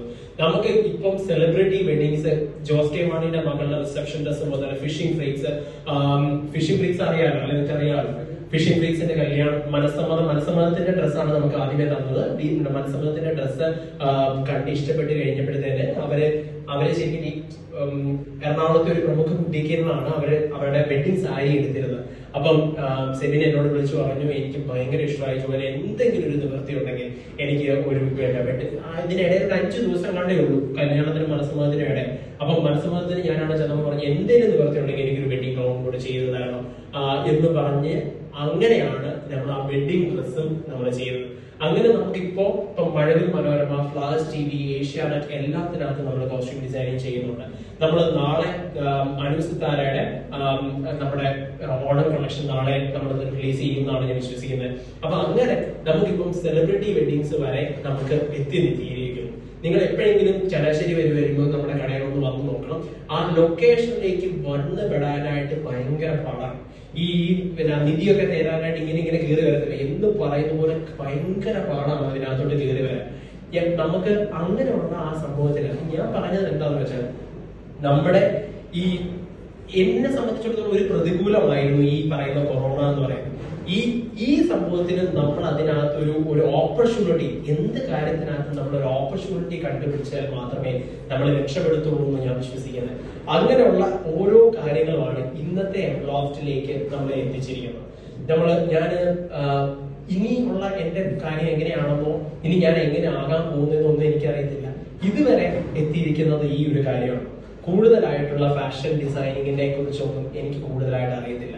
പക്ഷെ ഇപ്പോ നമ്മുടെ കാഞ്ചീപുരം സാരികള് വലിയ ഡിസൈനേഴ്സ് ചെയ്യുന്നതിനേക്കാളും നമ്മുടെ ഡിസൈൻസ് ഹിറ്റാണ്. കാരണം ഇപ്പോൾ വലിയ ആൾക്കാർ വരെ നമ്മുടെ സെയിം ഡിസൈൻ, ഞാൻ വെറുതെ പറയുന്നതല്ല, നമ്മുടെ ഡിസൈൻസ് കോപ്പി ചെയ്യുന്ന സ്റ്റൈലിലേക്ക് വരെ വന്നിരിക്കുന്നു. അതായത് ഡബിൾ ബോർഡർ ഡിസൈൻ എന്ന് പറയുന്നത് നമ്മളായിട്ട് ഇൻട്രൊഡ്യൂസ് ചെയ്തതാണ്. അതായത് 2 മാലകൾ ഇപ്പൊ അടുപ്പിച്ച് വരുന്ന ഒരു ട്രെൻഡാണ്. മേളിലെ ഒരു ചോക്കർ പിന്നെ ഒരു മാല, അങ്ങനത്തെ ഒരു എല്ലായിടത്തും കാണുന്നില്ല. 2 സ്റ്റേറ്റ്സിന്റെ ആ സമയത്ത് ഇറങ്ങിയ ഒരു സംഭവമാണ്. പിന്നെ ഇപ്പോഴും അത് വരുന്നുണ്ട്, ഇപ്പോഴും അങ്ങനെ തന്നെ വരുന്നു. ആ ഒരു ഡിസൈൻ കാഞ്ചീപുരം സാരിയിൽ വന്നാൽ എങ്ങനെ ഉണ്ടായിരിക്കും എന്നുള്ള ഒരു സംഭവം വെച്ചിട്ട് ഡബിൾ ബോർഡർ ഡിസൈൻ എന്ന് പറയുന്ന ഒരു സംഭവം ഞാനായിട്ട് ചുമ്മാ ഒന്ന് തുടങ്ങിയതാണ്. ദൈവം അനുഗ്രഹിച്ച് ഇന്നിപ്പം അത് ബാക്കിയുള്ളവരും ഫോളോ ചെയ്യുന്ന വിധത്തിലേക്ക് വരെ എത്തിയിരിക്കുന്നു. നമുക്കിപ്പോ ആദ്യമേ കാഞ്ചീപുരം സാരികളിൽ ചെന്നപ്പോഴത്തേന് അവര് നമ്മളെ കേട്ടത് പോലുമില്ല, അകത്തേക്ക് കേട്ടത് പോലുമില്ല. ഏജൻസ് ഇല്ലാതെ ഇപ്പൊ നമുക്ക് ഏജൻസ് ഉണ്ട്, പക്ഷെ അന്ന് നമ്മള് തുടങ്ങിയ സമയത്ത് നമുക്ക് ഏജൻസ് ഒന്നുമില്ല. നമ്മൾ കേട്ടത്തില്ല, അകത്തേക്ക് കേട്ടത്തില്ല, നമുക്ക് കിട്ടത്തില്ല സാരികൾ. അപ്പൊ അങ്ങനെ പക്ഷെ ഞാനും അപ്പനും അമ്മയും കൂടെ ഞങ്ങൾ ബെറ്റ് ചെയ്തിട്ടുണ്ട്, ഞങ്ങൾ ഒന്ന് കേറിക്കോട്ടെ, നിങ്ങൾ പറയുന്ന പൈസ ഞങ്ങൾ തന്നോളാം, നമ്മളൊന്ന് കേറിക്കോട്ടെ, ഞങ്ങൾ വേണ്ട സാധനങ്ങൾ എടുത്തോളാം, പക്ഷെ പേരില്ലാതെ നമുക്ക് കാഞ്ചീപുരം സാരി കിട്ടത്തില്ല. എന്നെ പോലെ എനിക്ക് തോന്നുന്നില്ല, എന്നെ പോലെ എന്ന് പറഞ്ഞ എംലോഫ്റ്റില് നമ്മൾ ചെയ്തത് മണ്ടത്തരവാ സത്യം പറഞ്ഞു കഴിഞ്ഞാൽ. കാഞ്ചീപുരം സാരി ഇങ്ങനെ ഒരു ചെറിയ സ്ഥലത്ത്, ഇങ്ങനെ ഒരു ചെറിയ സാഹചര്യത്തിൽ, ഇങ്ങനെ ഒരു ചെറുതായിട്ടൊന്നും ആരും വിൽക്കത്തില്ല. അത് പ്രീമിയം കാഞ്ചീപുരം സാരി. അപ്പം ഞാൻ ആദ്യം ഇൻട്രൊഡ്യൂസ് ചെയ്യാൻ പോയപ്പോൾ എന്റെ അമ്മേനോട് ചോദിച്ചു, എടാ നിന്റെ പെങ്ങൾ കാണാന്നുണ്ടെങ്കിൽ നീ ഈ മന്ത്രകൂടി എടുക്കാനായിട്ട് ഈ കടകൾ ഇങ്ങനെ ഒരു കടയിൽ പോകും. സത്യം പറഞ്ഞാൽ ഞാൻ പോകത്തില്ലായിരിക്കും, പക്ഷെ എങ്ങനെയോ ഞാൻ എന്നാലും വിട്ടുകൊടുത്തില്ല. ഞാൻ അങ്ങനെ കാഞ്ചീപുരം സാരികൾ തുടങ്ങി. കാഞ്ചീപുരം സാരികൾക്ക് ഇപ്പോൾ നമുക്ക് ഭയങ്കര നല്ല ഡിമാൻഡുണ്ട്. മിനിമം അതായത് ഏകദേശം നമുക്കിപ്പം ഒരു ദിവസം 1.5 ലക്ഷം രൂപയുടെ കച്ചവടം നമ്മുടെ സ്റ്റോറിൽ, ആ ചെറിയ സ്റ്റോറിലുള്ള വിധത്തിലേക്ക് വരെ നമ്മൾ എത്തിയിരിക്കുന്നു. നമുക്ക് അതൊരു കാരണവശാലും എനിക്ക് അറിയത്തില്ല, എങ്ങനെയാണെന്ന് അറിയത്തില്ല. പക്ഷെ നിരന്തരം ഞാനിങ്ങനെ വീണ് കഴിഞ്ഞാൽ പിന്നെ എഴുന്നേക്കും. നമ്മളിങ്ങനെ പിന്നെ അടി കിട്ടിയാലും പിന്നെയും പോകത്തില്ലേ, ആ ഒരു സംഭവം. അതാണ് എനിക്ക് തോന്നുന്നത് എന്റെ ഒരു വലിയ കഴിവുകളല്ല എന്നെ വിജയിപ്പിച്ചിരിക്കുന്നത്, നാണമില്ലായ്മ. അതാണ് സത്യമായിട്ടുള്ള കാര്യം. വീണ്ടും പോവും, വീണ്ടും എഴുന്നേറ്റ് പോവും. ഒരാൾ എന്നോട് നോ പറഞ്ഞു കഴിഞ്ഞാൽ ഞാൻ ഇപ്പത്തെ കണ്ടെടുത്ത് പോവും. പിന്നെ എന്താ നമുക്ക് തന്നെ എനിക്കിനി ഒന്നും നോക്കാനില്ല. വീട്ടിൽ ആകാശം താഴെ ഭൂമി, എനിക്കൊന്നും നോക്കാനില്ല. എനിക്ക് ഒരു വിധത്തിന് നാണക്കേട് വിചാരിക്കേണ്ട കാര്യമില്ല. കിട്ടാനേ ഉള്ളൂ. പോയിരിക്കുന്ന ഒരുപാട് കാര്യങ്ങളുണ്ട്, പക്ഷെ കിട്ടാനേ നമുക്കുള്ളൂ. അതുകൊണ്ടാണ് ഞാൻ പറഞ്ഞത്, കറക്റ്റ് സമയത്ത് നമ്മൾ നിരന്തരം പരിശ്രമിക്കുക. എന്നെങ്കിൽ മാത്രമേ നമുക്ക് എന്തെങ്കിലും അച്ചീവ് ചെയ്യാൻ പറ്റുള്ളൂ എന്നാണ് ഞാൻ വിശ്വസിക്കുന്നത്. അപ്പം അങ്ങനെ കാഞ്ചീപുരത്തിന്റെ കഥ തീർന്നിട്ടില്ല കേട്ടോ, കുറച്ചും കൂടെ സമയമുണ്ട്. അപ്പം കാഞ്ചീപുരം സ്ഥലത്ത് ഞാൻ ആദ്യമേ ചെന്ന് ഒരാള് ഈ പറഞ്ഞതുപോലെ തന്നെ എന്റെ പ്രായത്തിന്റെ ഒരു ഇതുകൊണ്ട് അച്ചായനുണ്ടായിരുന്നു. ആ അച്ചായൻ കാരണം ആദ്യമേ ഈ പറയുന്ന ആൾക്കാരൊക്കെ എന്നെ ഇത് ചെയ്ത് വിട്ടു. എന്നിട്ട് അതിന്റെ ഓണർ ഇങ്ങനെ നമ്മുടെ സിനിമയ്ക്കകത്തൊക്കെ കാണുന്ന അതേ സ്റ്റൈലിലാണ് ആ അച്ചായൻ ഇങ്ങനെ ഇരിക്കുക. ആ ചക്കനെ കൊണ്ട് വിടാൻ പറഞ്ഞു. അപ്പൊ ഞാൻ ചെന്നു, ഞാൻ സംസാരിച്ചു കഴിഞ്ഞപ്പോഴത്തേക്ക് ആ പുള്ളി പറഞ്ഞു, ഞാൻ നിനക്ക് സാരി തരാം, നീ തുടങ്ങിക്കോ, നീ നന്നായിട്ട് വരും, നിനക്ക് അതൊരു ശരിക്കും പറഞ്ഞാൽ അതൊരു വലിയൊരു എക്സ്പീരിയൻസ് ആണ്. നമ്മൾ സിനിമയ്ക്ക് അത് കാണുന്ന പോലെ നീ തുടങ്ങിക്കോ എന്ന് പറഞ്ഞ് ആദ്യമേ ആ പുള്ളി എനിക്കൊരു ഞാൻ ക്രിസ്ത്യൻ വിശ്വാസിയാണ്, പക്ഷെ എന്നാൽ ഞാൻ ആ പട്ടുപുടവ ഞാൻ മേടിച്ചിട്ട് ഞാൻ കാലം തൊട്ട് ആ പുള്ളിയുടെ അനുഗ്രഹം മേടിച്ചിട്ടാണ് ഞാൻ തുടങ്ങിയത്. ഇന്ന് നമുക്ക് 3 ദിവസം കൂടുമ്പോൾ എവറി 3 ഡേയ്സ് നമുക്ക് കാഞ്ചീപുരത്ത് നിന്ന് സാരികൾ വരുന്ന വിധത്തിലേക്ക്. ആ പുള്ളിയുടെ മാത്രമല്ല, അവിടെയുള്ള അതായത് നമുക്ക് ഡിസൈനർ കാഞ്ചീപുരത്തിലാണ് ഞാൻ കോൺസെൻട്രേറ്റ് ചെയ്തിരിക്കുന്നത്. സാധാരണ സാരികളെ അതായത് എല്ലാ കടകളിലും കിട്ടുന്ന പോലത്തെ സാരികൾ അല്ലാതെ യുണീക് കളേഴ്സ്, യുണീക് ഡിസൈൻസ് അങ്ങനെയുള്ള സാരികളിലാണ് ഞാൻ കോൺസെൻട്രേറ്റ് ചെയ്തിരിക്കുന്നത്. അങ്ങനെ കൊണ്ടുവരാൻ മാക്സിമം നമുക്കിപ്പം എറണാകുളത്തു നിന്ന് ഞാൻ പറഞ്ഞല്ലോ, നമുക്ക് കസ്റ്റമേഴ്സ് വരുന്ന ഒരുപാട് ഭാഗത്തുനിന്ന് ഇതിനെപ്പറ്റി അറിയാവുന്ന ആൾക്കാർ എറണാകുളത്ത്, തൃശ്ശൂർ എന്നൊക്കെ ഒരുപാട് കസ്റ്റമേഴ്സ്, ഈ ഭാഗത്തു നിന്നൊക്കെ വരെ ഒരുപാട് കസ്റ്റമേഴ്സ് നമുക്ക് വരുന്നുണ്ട്. അപ്പം ഞാൻ വിശ്വസിക്കുന്നത് വേറെ എവിടെയും കിട്ടാനിട്ടല്ല, ബാക്കിയുള്ള സ്ഥലത്ത് ചെന്ന് കഴിഞ്ഞാൽ പാർക്കിംഗ് വെൽക്കം ചെയ്യാൻ ആൾക്കാരെ കൊണ്ടുപോകാൻ പെൺപിള്ളേരെ ഇന്ന് വേണ്ട എന്ത് ഇഷ്ടം പോലെ എന്ന് പറഞ്ഞാൽ നമുക്ക് ഭയങ്കര രാജകീയമായിട്ടുള്ള സർവീസസ് ഉള്ള സ്റ്റോറുകളെ വേണ്ടാന്ന് വെച്ചിട്ട് പാർക്കിംഗ് പോലും ഇല്ലാതെ വളരെ ബുദ്ധിമുട്ടുള്ള ഈ സ്ഥലത്തേക്ക് എത്തിപ്പെട്ട് അവിടെ ക്യൂ നിന്ന് സാധനം മേടിക്കുന്ന വിധത്തിലേക്ക്, അതായത് നമുക്ക് സ്റ്റോറിന് സ്പേസ് കുറവായതുകൊണ്ട് കുറെ നേരം വെയിറ്റ് ചെയ്യേണ്ടി വരുന്നുണ്ട് ആൾക്കാർ. അതായത് മന്ത്രകൂടി പോലുള്ള സാരികൾ എടുക്കാൻ വരുന്നത് ചെറുക്കന്റെ വീട്ടുകാരും പെണ്ണിന്റെ വീട്ടുകാരും ഒരുമിച്ച് കുറെ പേരുണ്ടാവും. അപ്പൊ അതുകൊണ്ട് തന്നെ നമ്മുടെ സ്റ്റോറിന് സ്ഥലം ഇല്ലാത്തതുകൊണ്ട് കുറച്ചു നേരം അവർക്ക് വെയിറ്റ് ചെയ്യേണ്ടി വരും. അതിനൊന്നും ആർക്കും ഒരു പരാതി ഇല്ലാതെ കേട്ട് നമ്മുടെ ആ സാരികൾ കാണുമ്പോൾ അവരുടെ മുഖത്തുള്ള ഒരു സന്തോഷം, ഞാൻ ഈ കഷ്ടപ്പെട്ടതിന്റെ എല്ലാ റിസൾട്ട് എനിക്ക് അവിടെ കിട്ടും. ആ ഒരു മുഖം കാണുമ്പോൾ ഇങ്ങനെ ഞാനപ്പോ അവരുടെ മുഖത്തോട്ട് നോക്കും. ആ സാരികൾ ഞാനിങ്ങനെ തുറന്ന് വരുമ്പോഴത്തേന് അവരുടെ മുഖത്തുണ്ടാവുന്നത്. അതുകൊണ്ട് തന്നെ ആ സന്തോഷം കാണാൻ വേണ്ടി തന്നെ സാരികളുടെ സെയിൽസിന്റെ ഏറ്റവും വലിയ ആള് ഞാൻ തന്നെയാണ്. സെയിൽസിന്റെ ആൾക്കാരെ മാക്സിമം ഞാൻ ഇത് ചെയ്യാറില്ല. പിന്നെ തീരെ നിവൃത്തി എന്നാലും ഓരോ കസ്റ്റമേഴ്സിനെയും ഞാൻ പോയി കണ്ട് അവർക്ക് ഇതായിരിക്കും ചെയ്യുന്നതെന്ന് പറയാനായിട്ട് ഞാൻ മാക്സിമം അവർക്ക് ഇഷ്ടപ്പെട്ടാലും ഇല്ലെങ്കിലും ശ്രമിക്കാറുണ്ട്. ഇന്നിപ്പോ ശരിക്കും പറഞ്ഞു കഴിഞ്ഞാല് എന്റെ അമ്മയ്ക്ക് സാരി സെലക്ട് ചെയ്യാനായിട്ട് സെലക്ട് ചെയ്യാനായിട്ട് അറിയാവുന്ന ഒരാളല്ല. അങ്ങനെയുള്ള ആ അമ്മയുടെ മകനാണ് ഞാൻ സാരി സെലക്ട് ചെയ്യാനായിട്ട് ഇപ്പം ആൾക്കാർ ഇരിക്കും ജോലി വന്നോട്ടെ എന്ന് പറഞ്ഞിട്ട് ഇരിക്കുന്ന വിധത്തിലേക്ക് വരെ എത്തിയിരിക്കും. ഞാൻ പറയുന്നത് എന്താന്ന് വെച്ചാൽ നമുക്ക് ഈ പറയുന്ന ആ ഒരേ സ്റ്റൈലിൽ തന്നെ ഉള്ള കാര്യങ്ങൾ ചെയ്യാതെ നമ്മളുടേതായിട്ടുള്ള ഐഡന്റിറ്റി നമ്മൾ ഉണ്ടാക്കണം. അതിനകത്താണ് നമ്മുടെ വിജയം എന്ന് ഞാൻ വിചാരിക്കുന്നു. അപ്പോ ഇത്രയും നേരം എന്നെ കേട്ടിരുന്ന ഇനിയും ഒരുപാട് വളരേണ്ടിയിരിക്കുന്നു. ഞാൻ ഒന്നും ആയിട്ടൊന്നുമില്ല. ഞാൻ ഇങ്ങനെ വലിയ പ്രസംഗിക്കാൻ ഉദ്ദേശിച്ചതുമല്ല. പക്ഷെ ഇതാണ് ഞാൻ, ഇത്രയേ ഉള്ളൂ ഞാൻ ശരിക്കും പറഞ്ഞു കഴിഞ്ഞാൽ. പക്ഷെ നാളെ തീർച്ചയായിട്ടും എനിക്ക് ഉറപ്പ് പറയാൻ പറ്റും, നാളെ ഞാൻ ദൈവം അനുഗ്രഹിച്ച ഒരു വിധത്തിൽ എത്തും. നിങ്ങൾ എല്ലാവരും സപ്പോർട്ട് ഉണ്ടാവണം. എല്ലാവരും ഏതെങ്കിലും വിധത്തിൽ എപ്പോഴെങ്കിലും ഒക്കെ നമുക്ക് പരിചയപ്പെടാനായിട്ട് പറ്റും. നിങ്ങൾക്ക് എല്ലാവർക്കും ഏറ്റവും നന്മ ദൈവം ഉണ്ടാവട്ടെ, ദൈവം നിങ്ങൾക്ക് തരട്ടെ എന്ന് ഞാൻ ആത്മാർത്ഥമായി ആശംസിക്കുന്നു, പ്രാർത്ഥിക്കുന്നു. Thank you so much.